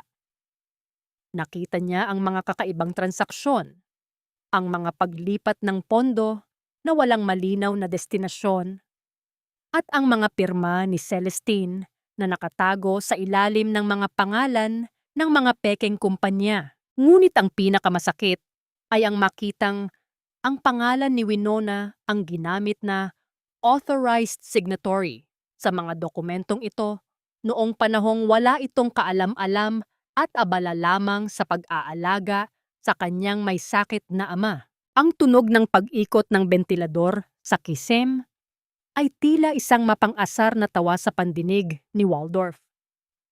Naalala niya kung paano niya sinigawan si Winona, kung paano niya ito tinawag na magnanakaw sa harap ng maraming tao. Ang bawat salitang binitiwan niya noon ay tila mga karayom na ngayon ay bumabalik at tumutusok sa sarili niyang lalamunan. Makalipas ang ilang oras, isang tawag ang nagpabilis sa tibok ng kanyang puso. "Sir, nahanap na namin si Mr. Reyes. Nakatago siya sa isang maliit na probinsya sa Laguna." Takot na takot siya, sir. Sabi niya, may mga tao raw na nagbabanta sa buhay niya kung magsasalita siya tungkol sa audit noong nakaraang taon. "Dalhin niyo siya sa safe house. Darating ako," sagot ni Waldorf. Ang bawat hakbang niya palabas ng mansyon ay maingat. Tila isang magnanakaw sa sarili niyang tahanan. Iniwasan niya ang mga security camera na alam niyang kontrolado ng kanyang ina.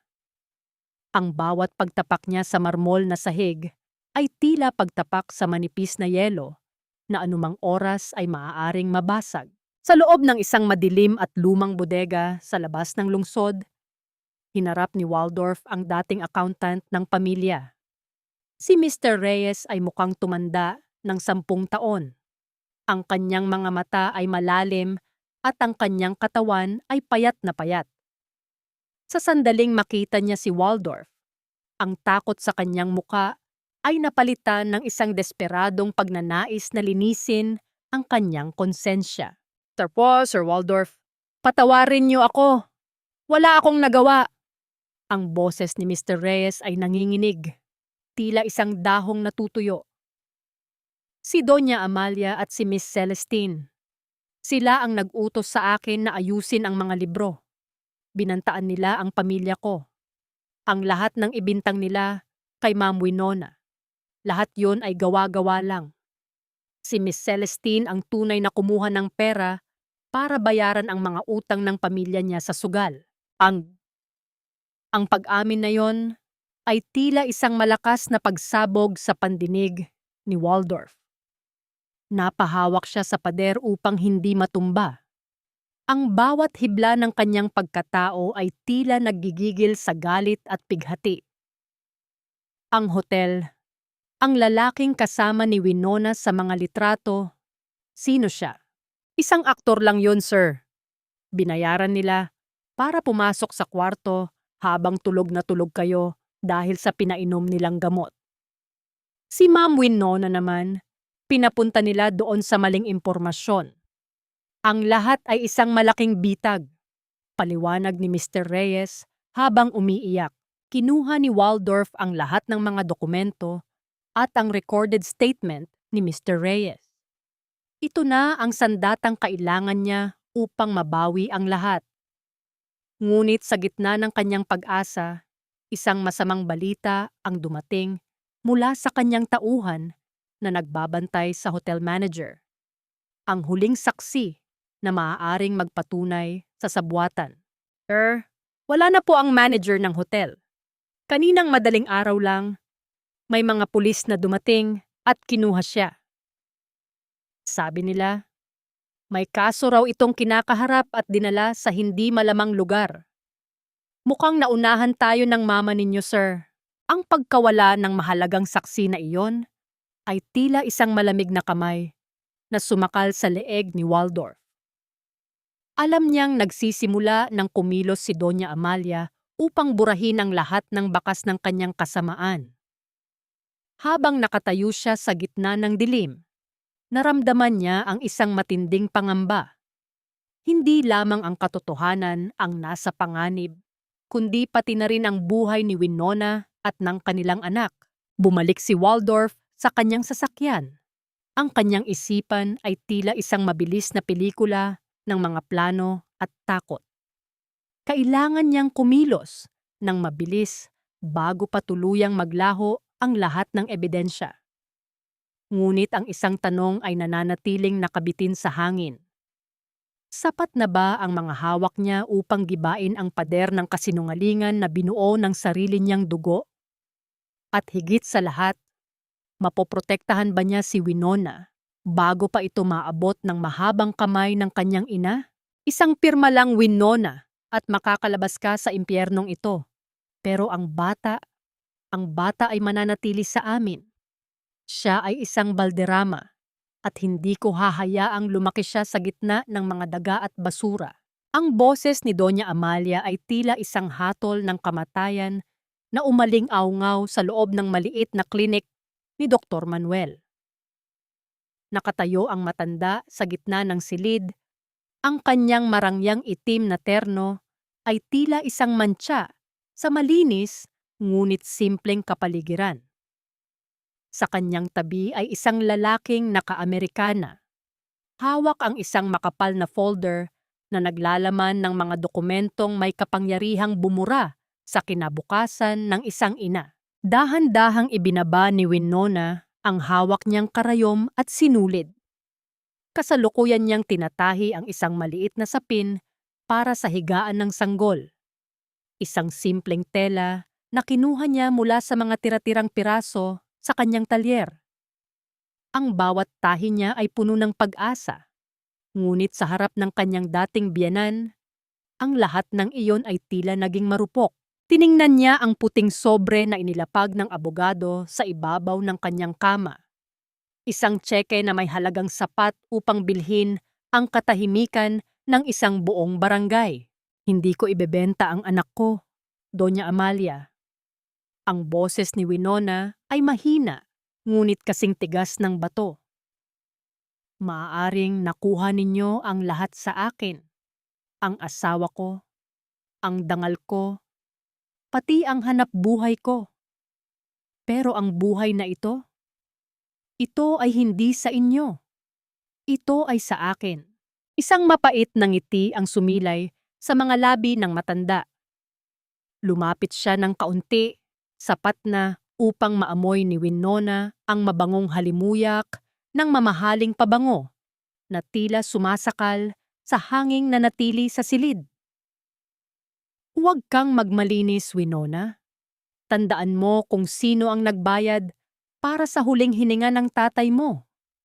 Ang bawat pintig ng puso niya noon ay binayaran ko.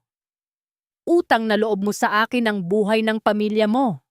At ngayon, singilan na. Naramdaman ni Winona ang isang matalim na kirot sa kanyang dibdib. Ang salitang utang na loob ay tila isang tanikala na muling humihigpit sa kanyang leeg. Naalala niya ang kanyang ama na nasa kabilang kwarto, payapang natutulog, ngunit nananatiling mahina. Ang bawat gamot, ang bawat suwero, ay tila mga paalala ng kanyang pagkakaalipin sa pamilya Valderrama. Kung ayaw mong ibigay ang bata sa santong dasalan, kukunin ko siya sa santong paspasan. O may makamasipumpum, bulong ni Doña Amalia. Ang kanyang mga mata ay nanlilisik sa puot. Nakafile na ang kasong kidnapping at child endangerment laban sa'yo. Isang tawag ko lang, kukunin ng mga pulis ang batang iyan sa oras na lumabas siya sa sinapupunan mo dahil napatunayan na nating isa kang kriminal na magnanakaw. Wala kang laban sa akin, Winona. Wala kang pera, wala kang koneksyon. Isa ka lang basurang nagpipilit maging ginto. Ang bawat salita ay tila isang hampas ng latigo sa pagkatao ni Winona. Napahawak siya sa kanyang tiyan at sa sandaling iyon, naramdaman niya ang isang mahinang sipa mula sa loob. Isang munting galaw na tila nagsasabing, "Inay, huwag kang susuko." Ang init ng luhang pumatak sa kanyang pisngi ay humalo sa determinasyong ngayon lamang niya naramdaman sa kanyang buong buhay. Makaalis na nga kayo. Ang boses ni Dr. Manuel ay biglang sumulpot mula sa pintuan. Hawak niya ang isang record book at ang kanyang mukha ay puno ng matinding galit. Ang pasyente ko ay kailangang magpahinga. At kung hindi kayo lalabas, tatawag ako ng barangay at media upang makita nila kung paano nanggigipit ang isang Doña Valderrama ng isang buntis sa loob ng charity clinic. Tumingin ng matalim si Doña Amalia kay Manuel bago muling ibinaling ang tingin kay Winona. Tandaan mo ito, Winona. Hindi ito ang huli nating pagkikita. Ang dugong Valderrama ay hindi mananatili sa putik. Darating ang araw na ikaw mismo ang magmamakaawa na kunin ko ang batang iyan dahil sa gutom. Nang makaalis ang matanda, ang tunog ng pagsara ng pinto ay tila isang kulog na nag-iwan ng nakabibinging katahimikan. Napaupo si Winona sa gilid ng kama, ang kanyang buong katawan ay nanginginig. Ang bawat hininga niya ay tila may kasamang bigat ng buong mundo. Paano kung totoo, Doc? Bulong ni Winona habang nakatingin sa kawalan. Paano kung makuha niya ang anak ko? Hindi sumagot si Manuel. Ngunit ang kanyang kamay ay marahang pumatong sa balikat ni Winona bilang suporta. Sa labas ng klinika, ang dilim ng gabi ay tila mas lalong kumapal. At sa ilalim ng poste ng kuryente, isang pamilyar na itim na sasakyan ang naghihintay, hindi kay Doña Amalia, kundi kay Waldorf, na kanina pa nakikinig sa bawat salitang binitiwan ng kanyang ina mula sa labas. Ang katotohanan ay nakalantad na, ngunit ang panganib ay mas lalong naging totoo.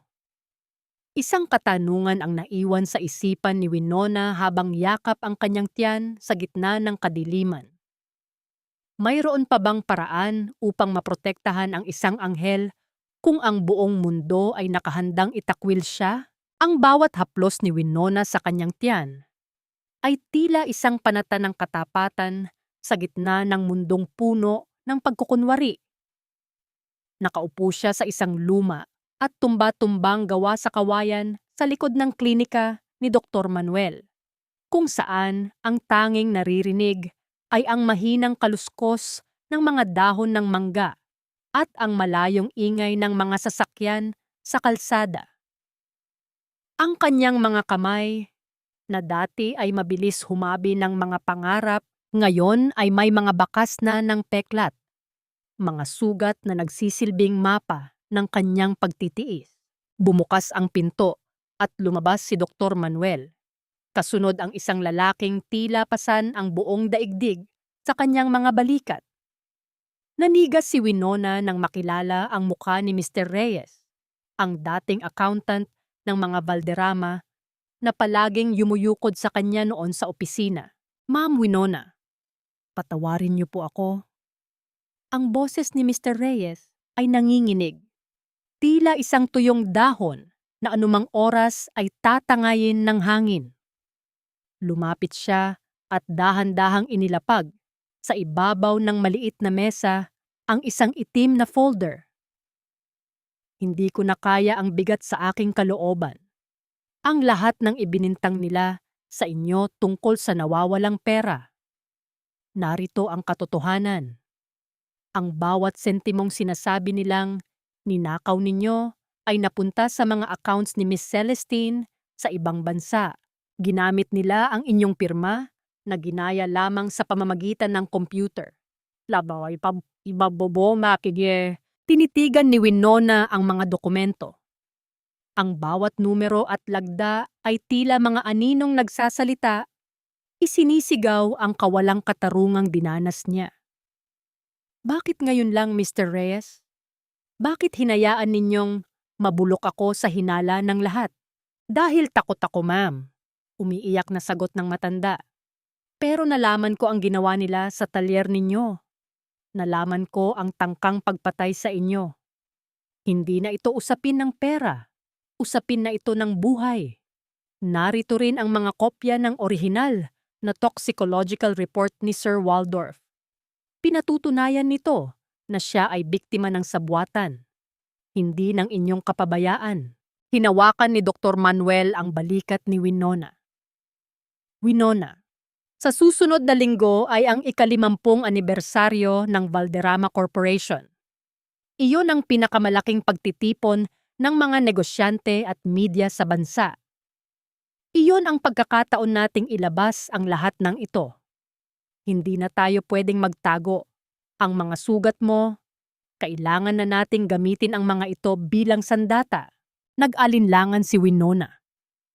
Naalala niya ang mukha ni Doña Amalia at ang banta nito tungkol sa kanyang anak. Paano ang kaligtasan ng pamilya ko? Ang anak ko? Huwag kang mag-alala, bulong ni Manuel.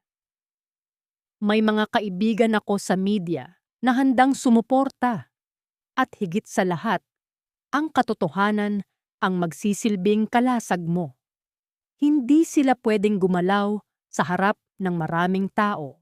Habang nagpaplano ang tatlo sa ilalim ng malamlam na ilaw, isang matandang cellphone ang kinuha ni Aling Ising mula sa kanyang bulsa at ibinigay kay Winona. Anak, bago bawian ng buhay ang tatay mo noong nakaraang gabi habang nasa ospital ka, may iniwan siyang video sa telepono ko. Sabi niya, ibigay ko lang ito sa'yo kapag handa ka na. Nanginginig ang mga daliri ni Winona habang binubuksan ang file. Lumitaw sa screen ang muka ng kanyang ama. Payat, mahina, ngunit ang mga mata ay puno ng liwanag at pagmamahal. Winona, anak. Ang boses ng ama ay tila isang bulong mula sa kabilang buhay. Huwag kang maging alipin ng utang na loob. Ang perang ibinayad ng mga Valderrama sa ospital ko. Hindi iyon utang. Iyon ay kabayaran sa mga lupain ng pamilya natin na kinuha ng kanilang kumpanya nang walang pasabi sa probinsya noong bata ka pa. Nalaman ko ito bago ako magkasakit. Pero tinakot nila ako. Anak, malaya ka. Wala kang utang sa kanila. Ang tanging utang mo ay sa sarili mo at sa anak mo. Ang maging masaya at tumayo ng may dangal. Lumaban ka, anak. Kasama mo ako sa bawat tahi ng iyong buhay. Napahulgol si Winona habang yakap ang cellphone. Ang utang na loob na nagsilbing tanikala niya sa loob ng maraming taon ay naputol sa isang iglap. Ang bawat hapdi ng sampal ni Doña Amalia, ang bawat pait ng pagtalikod ni Waldorf, at ang bawat abo ng kanyang talyer ay nagtipon-tipon upang maging isang naglalagablab na apoy sa kanyang puso. Tumayo siya ng tuwid. Ang kanyang paningin ay nakatitig sa dilim ng gabi. Ngunit sa pagkakataong ito, hindi na siya natatakot. Ang habi ng mga bituin ay hindi lamang para sa mga tela. Habahabiin niya ang katapusan ng kaharian ng mga Valderrama. Ngunit sa gitna ng kanyang determinasyon, hindi niya alam na sa labas ng bakod ng klinika, isang pares ng mga mata ang nakamasid. Isang tauhan ni Celestine ang nakakita sa pakikipag-usap ni Mr. Reyes kay Winona. Mabilis itong nagdial sa kanyang telepono. Madam, narito ang accountant. Kasama ang babae. May mga hawak silang dokumento. Ang baw ay nagsisimula pa lamang mabuo. Isang linggo bago ang malaking gabi, ang mitya ay sinindihan na. Ang tanging tanong ay sino ang unang masusunog sa apoy ng katotohanan. Ang bawat kislap ng mga dambuhalang chandelier sa loob ng grand ballroom ay tila nanunuya sa dilim na pilit itinatago ng pamilya Valderrama. Ang amoy ng libu-libong sariwang liryo ay humahalo sa halimuyak ng pinakamahal na alak. Lumilikha ng isang atmosfera ng kapangyarihan at karangyaan na tanging ang mga nasa itaas lamang ng lipunan ang nakakalanghap. Ngayong gabi ang ika-50 anibersaryo ng Valderrama Corporation at ang bawat panauhing dumarating ay may suot na maskara ng ngiti habang ang kanilang mga mata ay nagmamasid sa bawat galaw ng mga nasa gitna ng entablado. Sa gitna ng bulwagan, si Doña Amalia ay tila isang reyna sa kanyang marangyang kulay gintong gown. Ang kanyang bawat tawa ay kasing tunog ng mga basong kristal na nagtatamaan. Pino, ngunit walang init. Sa tabi niya, si Celestine ay kumikinang sa kanyang puting gown na puno ng mga diamante. Ang kanyang kamay ay mahigpit na nakakapit sa braso ni Waldorf na tila ba isa itong tropeyo na ayaw niyang pakawalan. Ngunit si Waldorf ay tila isang anino lamang sa sarili niyang piging. Ang kanyang mga mata ay palaging nakatuon sa pinto. Tila may hinihintay na hindi dumarating. Smile, Waldorf. Ang buong mundo ay nakatingin sa atin, bulong ni Celestine. Ang kanyang boses ay may bahid ng babala sa likod ng kanyang matamis na ngiti. Huwag mong sirain ang gabi nating ito dahil sa mga iniisip mong walang kwenta. Hindi sumagot si Waldorf. Ang tanging nararamdaman niya ay ang bigat ng folder na itinatago niya sa kanyang isipan. Ang katotohanang handa ng sumabog. Ngunit bago pa man siya makakilos, ang mga dambuhalang pintuan ng ballroom ay biglang bumukas ng malawak. Ang ingay ng tawanan at musika ay tila naputol ng isang matalim na gunting. Isang babae ang pumasok. Hindi siya nakasuot ng gown na gawa sa Paris at wala siyang mga diamanteng kumikinang sa leeg. Nakasuot siya ng isang simpleng asul na damit, ngunit ang kanyang balikat ay balot ng isang pamilyar na tela. Ang habi ng mga bituin. Ang bawat tahi ng telang iyon ay tila kumikinang sa ilalim ng mga ilaw. Naglalabas ng isang liwanag na mas matapang kaysa sa anumang alahas sa loob ng silid, si Winona iyon. Ang kanyang bawat hakbang sa ibabaw ng pulang carpet ay may bigat ng katarungan. Ang kanyang muka, na dati ay palaging nakayuko sa takot, ngayon ay nakatingala ng may dangal. Kasunod niya si Dr. Manuel, na nakasuot ng simpleng barong. Ang kanyang presensya ay tila isang matibay na pader na nagpoprotekta sa babaeng nasa kanyang harap. Ang mga bulungan ay tila mabilis na kumalat sa buong bulwagan, kasing bilis ng apoy sa tuyong damo. Iyan ba ang asawa ni Waldorf? Ang magnanakaw? Bakit siya narito? Ang kapal ng mukha niyang magpakita. Nanigas si Doña Amalia sa kanyang kinatatayuan. Ang kanyang hawak na baso ay bahagyang nanginig, sapat na upang ang alak ay tumapon sa kanyang mamahaling gown. Si Celestine naman ay tila nakakita ng multo. Ang kanyang mukha ay nawalan ng kulay sa ilalim ng makapal na make-up. Ngunit si Waldorf, ang kanyang puso ay tila tumigil sa pagtibok. Ang babaeng nasa harap niya ay hindi ang Winona na itinaboy niya sa ulan. Ito ay isang babaeng may taglay na apoy ng pag-asa. Security! Palabasin ang babaeng iyan! Ang matinis na sigaw ni Doña Amalia ay bumasag sa katahimikan. Wala kang karapatang tapakan ng sahig na ito, Winona. Isa kang kriminal. Ngunit hindi na tinag si Winona. Huminto siya sa gitna ng ballroom. Ang kanyang tingin ay diretso sa mga mata ng kanyang dating biyenan. Naparito ako hindi bilang isang biktima, Doña Amalia. Naparito ako bilang isang saksi sa katotohanan na matagal na ninyong pilit ibinabaon sa ilalim ng inyong mga yaman. Lumapit si Waldorf. Ang kanyang boses ay paos. Winona, anong ginagawa mo rito? Mapapahamak ka. Tumingin si Winona kay Waldorf at sa unang pagkakataon, walang galit sa kanyang mga mata. Tanging isang malalim na pagkahabag para sa lalaking naging bulag sa sarili niyang pamilya. Narito ako para tapusin ang habi na sinimulan ninyo, Waldorf. Ang bawat sinulid ng kasinungalingan ay puputulin ko na ngayong gabi, bago pa man makakilos ang mga security guard. Mabilis na umakyat si Waldorf sa entablado. Kinuha niya ang mikropono mula sa podium.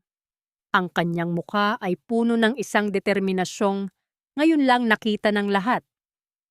Ang kaba sa buong silid ay tila kasing bigat ng isang paparating na bagyo. Ladies and gentlemen, ang boses ni Waldorf ay umaling-awngaw sa bawat sulok ng ballroom. Bago tayo magpatuloy sa selebrasyon, mayroon akong isang napakahalagang anunsyo na kailangang gawin tungkol sa hinaharap ng pamilya Valderrama at sa aking kasal kay Celestine. Huminto si Waldorf at tiningnan ang kanyang ina. Pagkatapos ay kay Celestine at huli kay Winona na nakatayo sa gitna ng mga taong mapanghusga.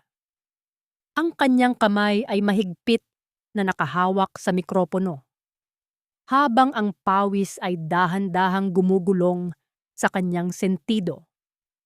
Sa sandaling iyon, ang kapalaran ng lahat ay nakabitin sa susunod niyang sasabihin. Ang kasal na matagal ninyong hinihintay. Ang panimula ni Waldorf, habang ang bawat tao sa silid ay tila hindi humihinga sa sobrang pananabik. Vamos! Wamoste. Ang kasal na matagal ninyong hinihintay ay hindi na matutuloy. Dahil ang babaeng dapat ay nasa tabi ko ngayon, ay hindi ang babaeng karapat-dapat sa aking pangalan, kundi ang babaeng nasa likod ng pinakamalaking panlilinlang sa kasaysayan ng pamilyang ito. Ang boses ni Waldorf ay niyanig ang bawat sulok ng ballroom. Isang nakabibinging katahimikan ang bumalot sa bulwagan. Tila ba lahat ay natatakot na huminga at baka makaligtaan ang susunod na mangyayari. Ang mga flash ng kamera ay nagmistulang mga kidlat na tumatama sa mukha ni Celestine na ngayon ay tila isang bangkay sa puti niyang gown. Waldorf, ano ang pinagsasabi mo? Nababaliw ka na ba? Ang sigaw ni Doña Amalia ay puno ng desperasyon. Pilit niyang inaagaw ang mikropono, ngunit mabilis na humarang ang dalawang lalaking naka-Amerikana. Mga espesyal na ahente ng NBI na kanina pa nakahalo sa mga bisita. Sa isang iglap, ang dambuhalang screen sa likod ng entablado na dapat ay magpapakita ng mga romantikong larawan ni na Waldorf at Celestine ay nagbago.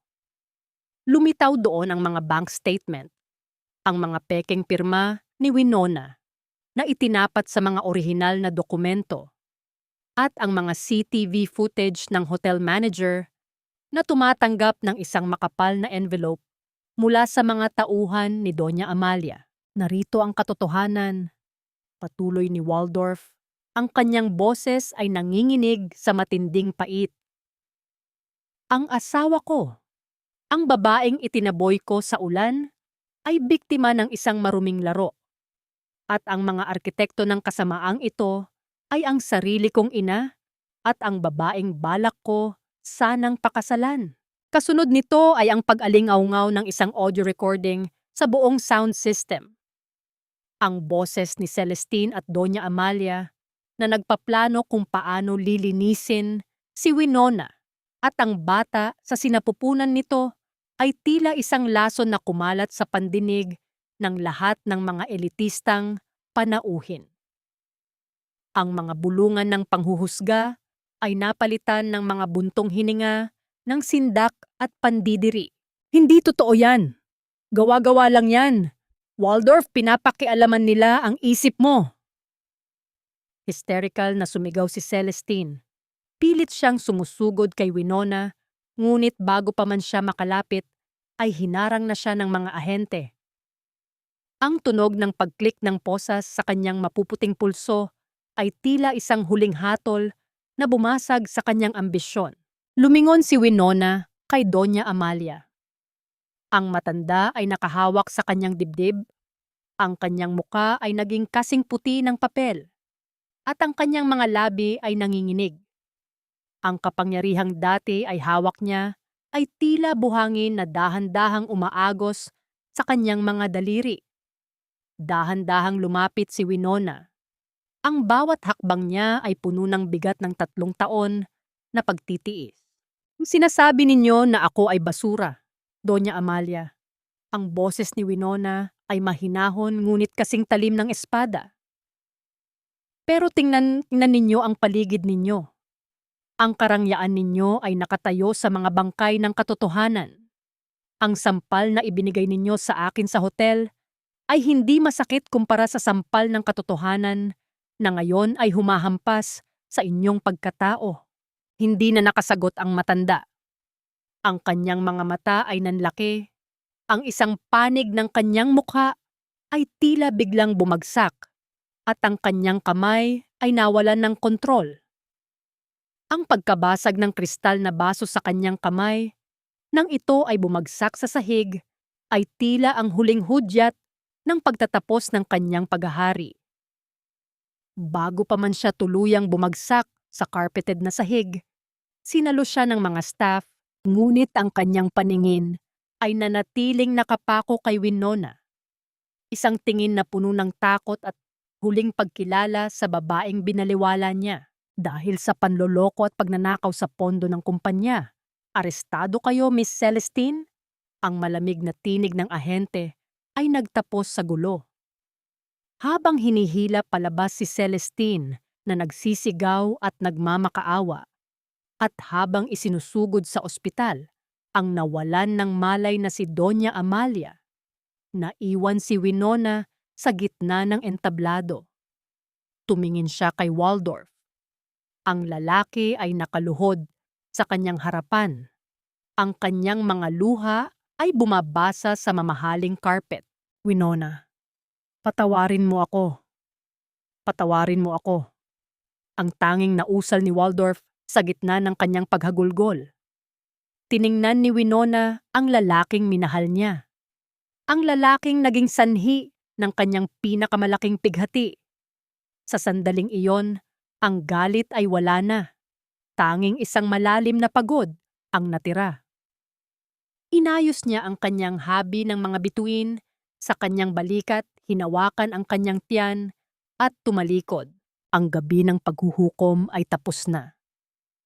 Ngunit para kay Winona, ang tunay na laban para sa kanyang kapayapaan ay nagsisimula pa lamang. Ang bawat tunog ng monitor ng puso sa loob ng pribadong silid ng ospital ay tila isang patak ng oras na walang saysay. Nakahiga si Doña Amalia sa gitna ng puting higaan. Ang kanyang katawan ay tila isang bilangguan ng sarili niyang laman. Ang kanang bahagi ng kanyang mukha ay bahagyang nakalaylay at ang kanyang mga mata. Ang mga matang dati ay nagdidikta ng kapalaran ng libu-libong tao. Ngayon ay tila mga bintana na lamang ng isang abandonadong gusali. Naririnig niya ang lahat, nauunawaan niya ang bawat salitang binibitawan ng mga nurse. Ngunit ang kanyang dila ay tila naging isang mabigat na bato na ayaw ng kumibo. Ito ang kanyang parusa. Ang mabuhay sa gitna ng katahimikan habang ang kanyang pangalan ay dahan-dahang binubura ng kahihiyan sa labas ng ospital. Ang mga kaibigang dati ay yumuyukod sa kanya ay wala na. Ni isa ay walang nagpadala ng bulaklak. Ang tanging kasama niya ay ang puting pader at ang pagsisising huli na para bigyang buhay. Samantala, sa likod ng rehas ng kulungan, ang mga kamay ni Celestine na dati ay puro diamante ay puno na ng dumi at kalawang. Ang kanyang magandang gown ay napalitan ng kulay kahel na uniforme. At ang kanyang matinis na boses ay naglaho na sa gitna ng mga hiyaw ng ibang bilanggo. Ang bawat gabi niya ay puno ng takot dahil ang mga taong dati niyang minaliit ay sila na ngayong may kapangyarihan sa loob ng madilim na selda. Ang yaman na kanyang ninakaw ay hindi makakabili ng kalayaan mula sa kanyang sariling konsensya. Sa kabila ng lahat ng ito, si Waldorf ay tila isang aninong naglalakad sa mga eskinita ng tondo. Bitbit ang isang itim na bag na puno ng mga dokumento at mga tseke. Huminto siya sa harap ng dampa ni Winona. Ang bawat hakbang niya sa putik ay tila pagtapak sa sarili niyang dangal na kusa niyang ibinagsak. Winona. Winona, pakiusap. Kausapin mo ako. Ang boses ni Waldorf ay paos. Puno ng desperasyon habang nakatayo siya sa labas ng maliit na pinto. Ang tunog ng pag-ikot ng electric fan sa loob ay tila isang pader na naglalayo sa kanila. Dahan-dahang bumukas ang pinto. Lumabas si Winona. Suot ang isang simpleng duster, ngunit ang kanyang tindig ay kasing tatag ng isang reyna. Wala na ang takot sa kanyang mga mata. Tanging ang isang malalim at malamig na kapayapaan ang nananahan doon. Bakit ka pa narito, Waldorf? Tapos na ang palabas. Nakuha ninyo na ang gusto ninyo. Ang boses ni Winona ay mahinahon. Ngunit ang bawat salita ay may talim na tila humihiwa sa hangin. Naparito ako para ibigay ang lahat ng ito. Nauutal na sabi ni Waldorf habang inilalabas ang mga dokumento. Lahat ng ari-arian ko, lahat ng pondo ng kumpanya na nararapat sa iyo, pati ang pagkilala sa anak natin. Gusto kong bumawi. Gusto kong ayusin ang lahat. Patawarin mo ako, Winona. Magsimula tayong muli. Lumuhod si Waldorf sa maputik na lupa. Ang kanyang mamahaling pantalon ay nababasa ng dumi ng kalsada. Ang kanyang mga luha ay pumatak at humalo sa alikabok. Isang pagpapakumbaba na hindi kailanman inakala ng sinumang nakakakilala sa kanya. Gagawin ko ang lahat. Kahit maging alipin mo ako, huwag mo lang kaming talikuran ng anak natin. Tumingin si Winona sa lalaking nasa kanyang paanan. Sa sandaling iyon, naalala niya ang bawat hapdi ng sampal, ang lamig ng ulan noong gabing itinaboy siya, at ang pait ng gutom na dinanas niya habang binubuo ang kanyang anak. Tumingin siya sa bag na puno ng pera at mga dokumento. Ang pira-pirasong baso. Waldorf, kahit anong galing ng pandikit na gamitin mo, hinding-hindi na muling magiging buo at kasing linis ng dati. Ang boses ni Winona ay puno ng pighati na nauwi sa katatagan. Hindi mo mabibili ng tseke ang bawat luhang pumatak sa aking unan. Hindi mababayaran ng mga ari-arian mo ang bawat sipa ng anak ko na kailanman ay hindi mo naramdaman dahil itinuring mo kaming basura. Pero ang bata, kailangan niya ng ama. Pagsusumamo ni Waldorf. Kailangan niya ng proteksyon. At ako yon, sagot ni Winona. Tatanggapin ko ang pagkilala mo sa kanya sa papel dahil karapatan niya iyon.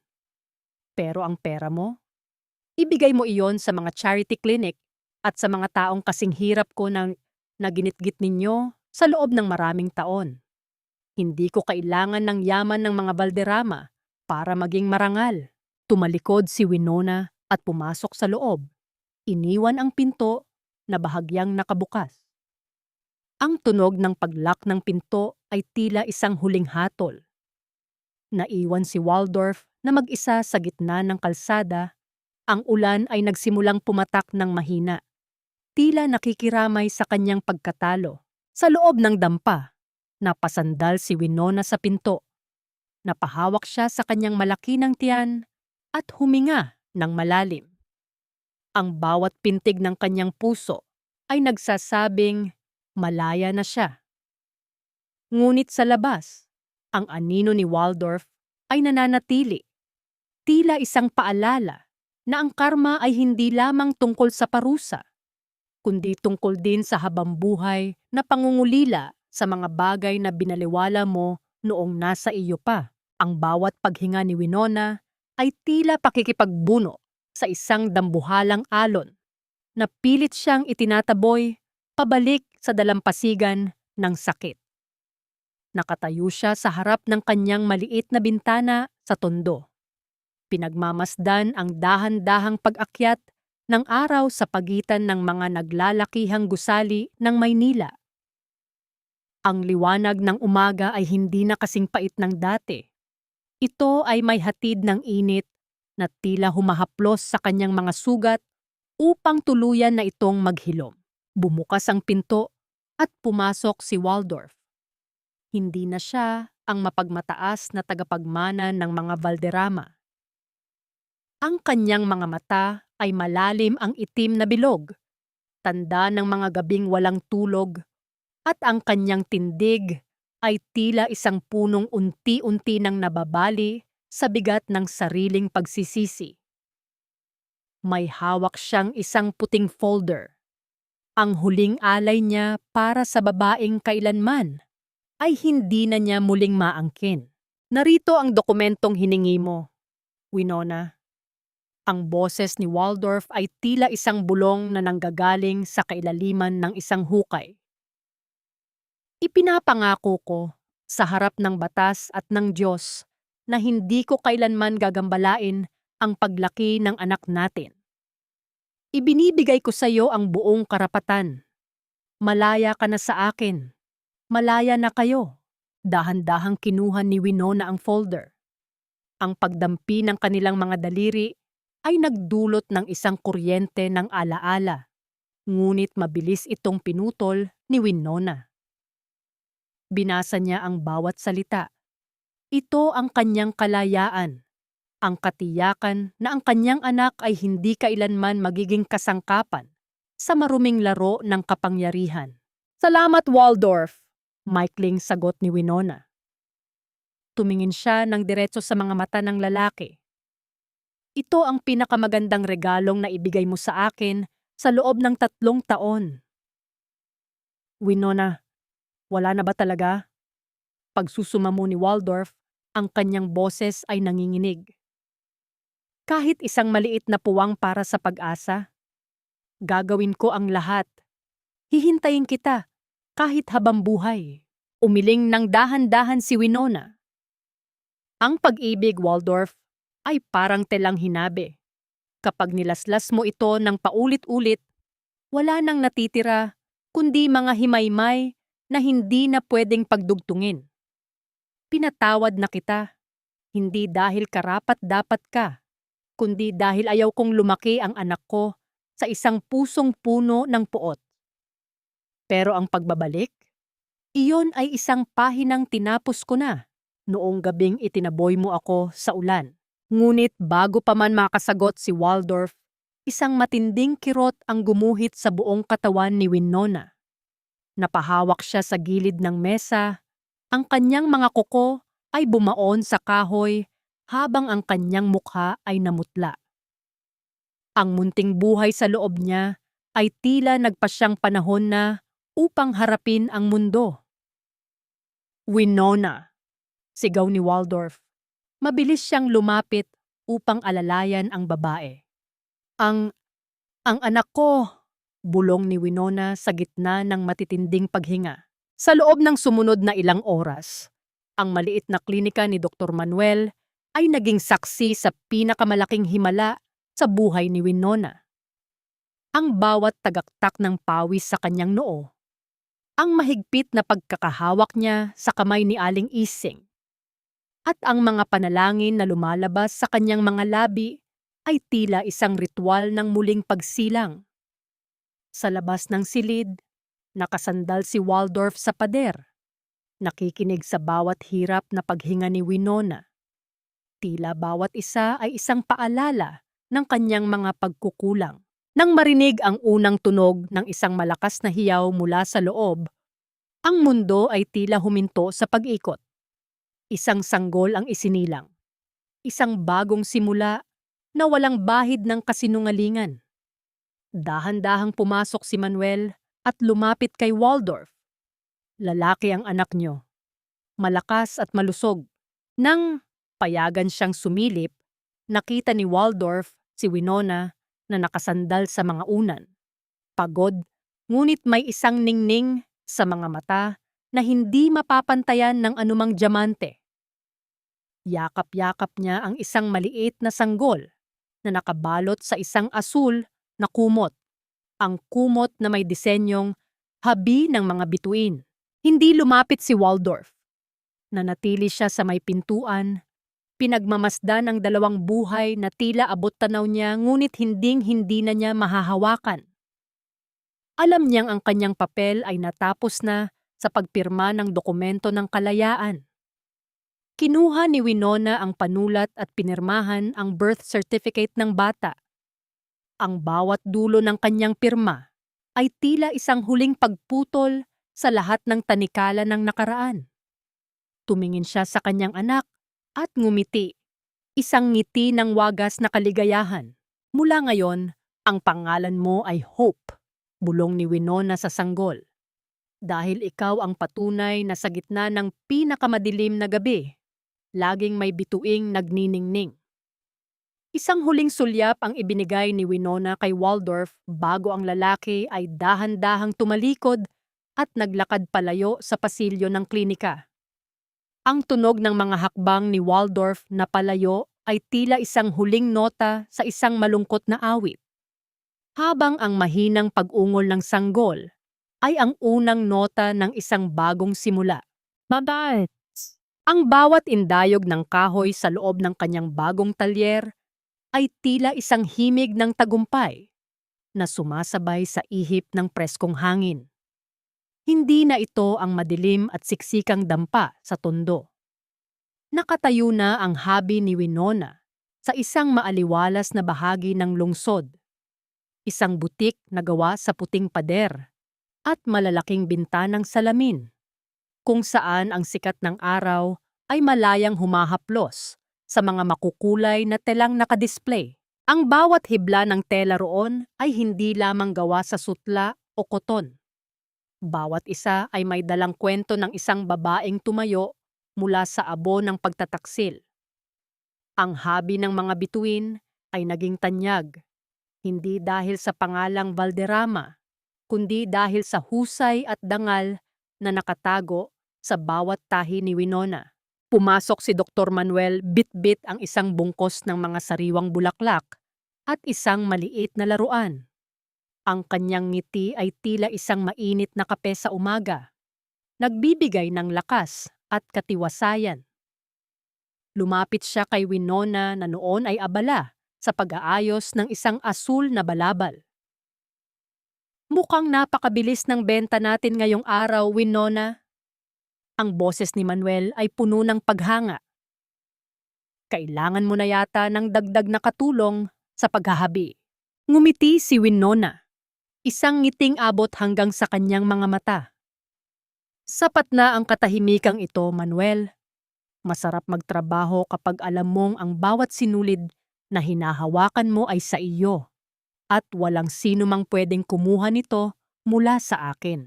Dinala ni Manuel ang kanyang paningin sa isang maliit na playpen sa sulok ng butik. Doon, ang batang si Hope ay mahimbing na natutulog.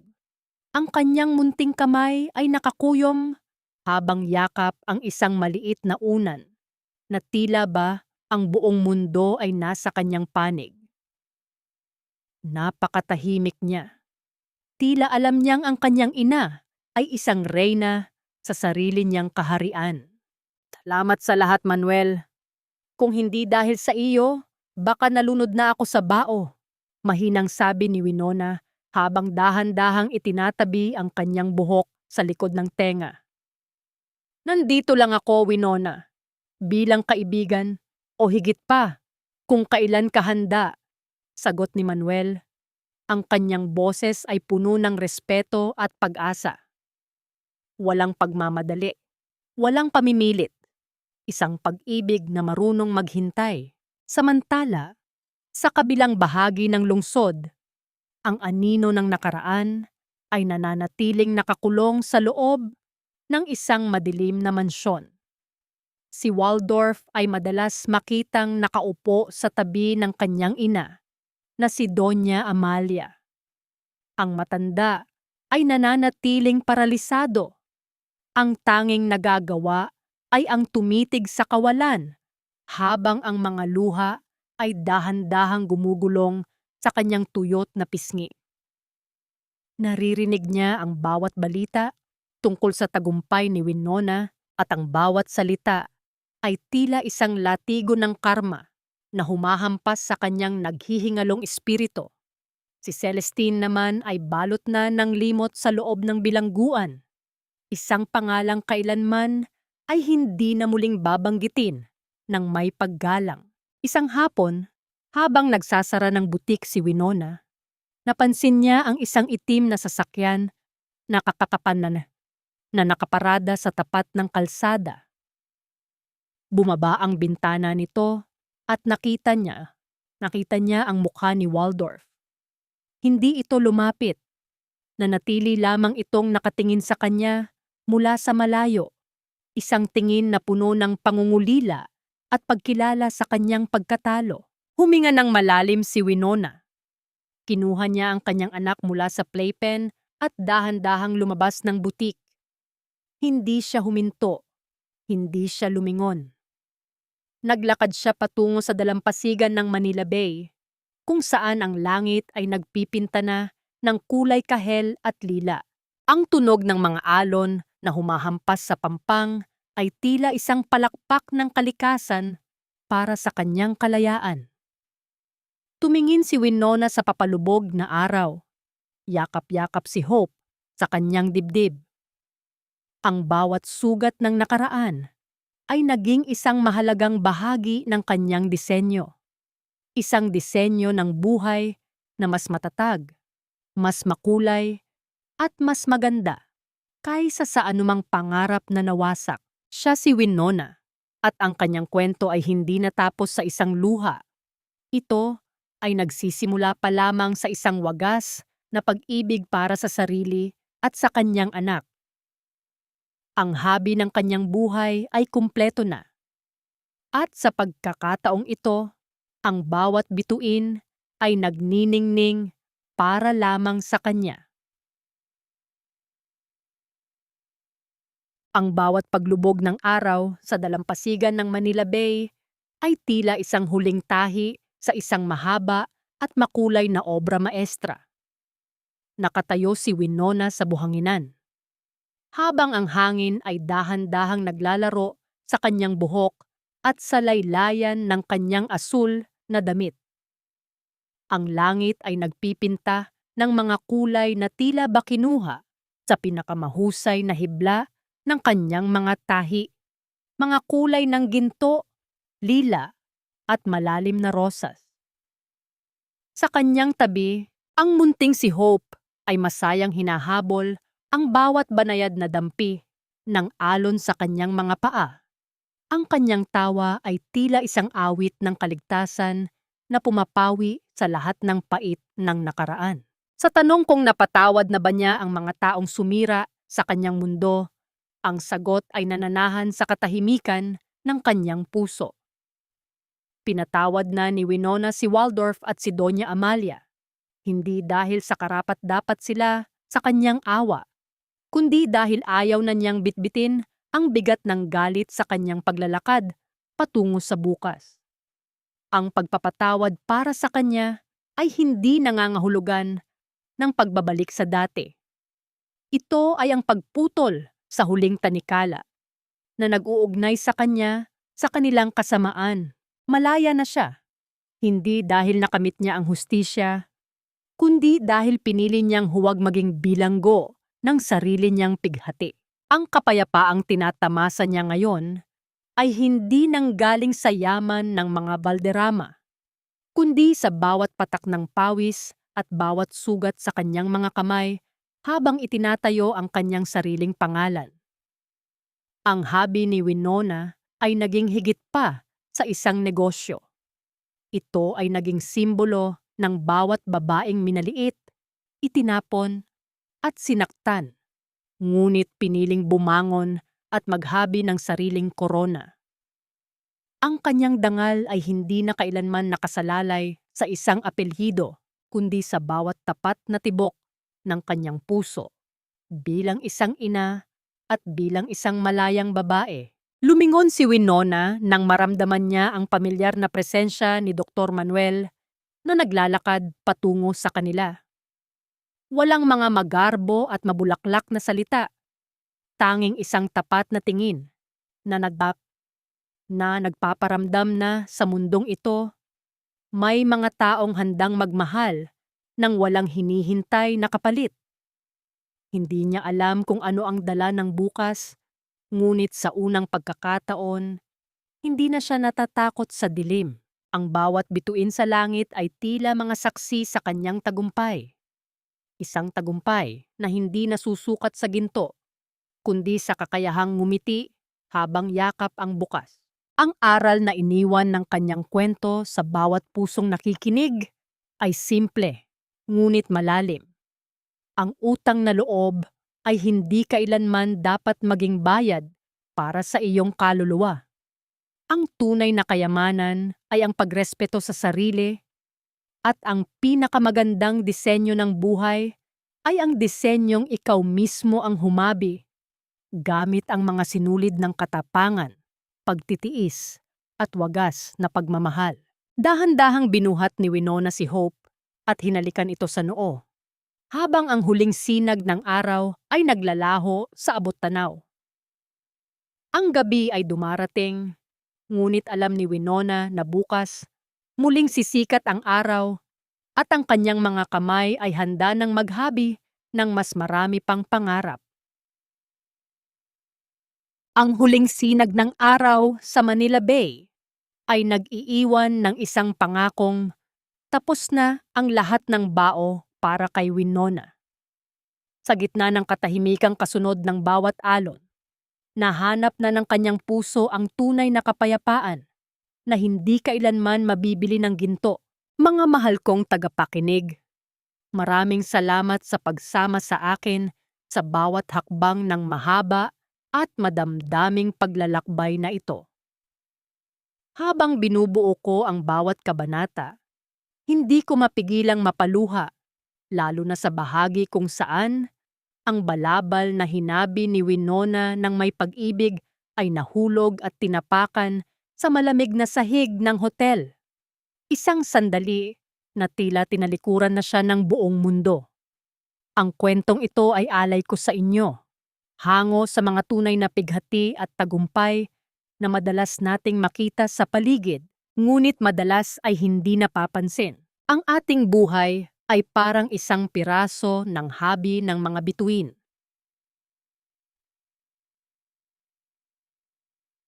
Maaring may mga takong may mga kamay na susubok na laslasin ang ating mga sinulid at sirain ang ating disenyo. Ngunit tandaan ninyo, ang isang hiblang na putol ay hindi na kailangang pilit na idugtong sa lumang habi. Sa halip, gamitin natin ang mga bagong sinulid ng ating katatagan upang makabuo ng isang mas matibay at mas marangal na kasuotan para sa ating kaluluwa. Ang bawat sugat ay nagiging bahagi ng sining na nagpapatunay kung gaano tayo katapang. Sa inyong palagay, tama ba ang naging desisyon ni Winona na huwag nang balikan si Waldorf sa kabila ng pagmamakaawa nito? Gusto ko ring malaman, nasaan kayo ngayon habang pinakikinggan ang huling bahaging ito?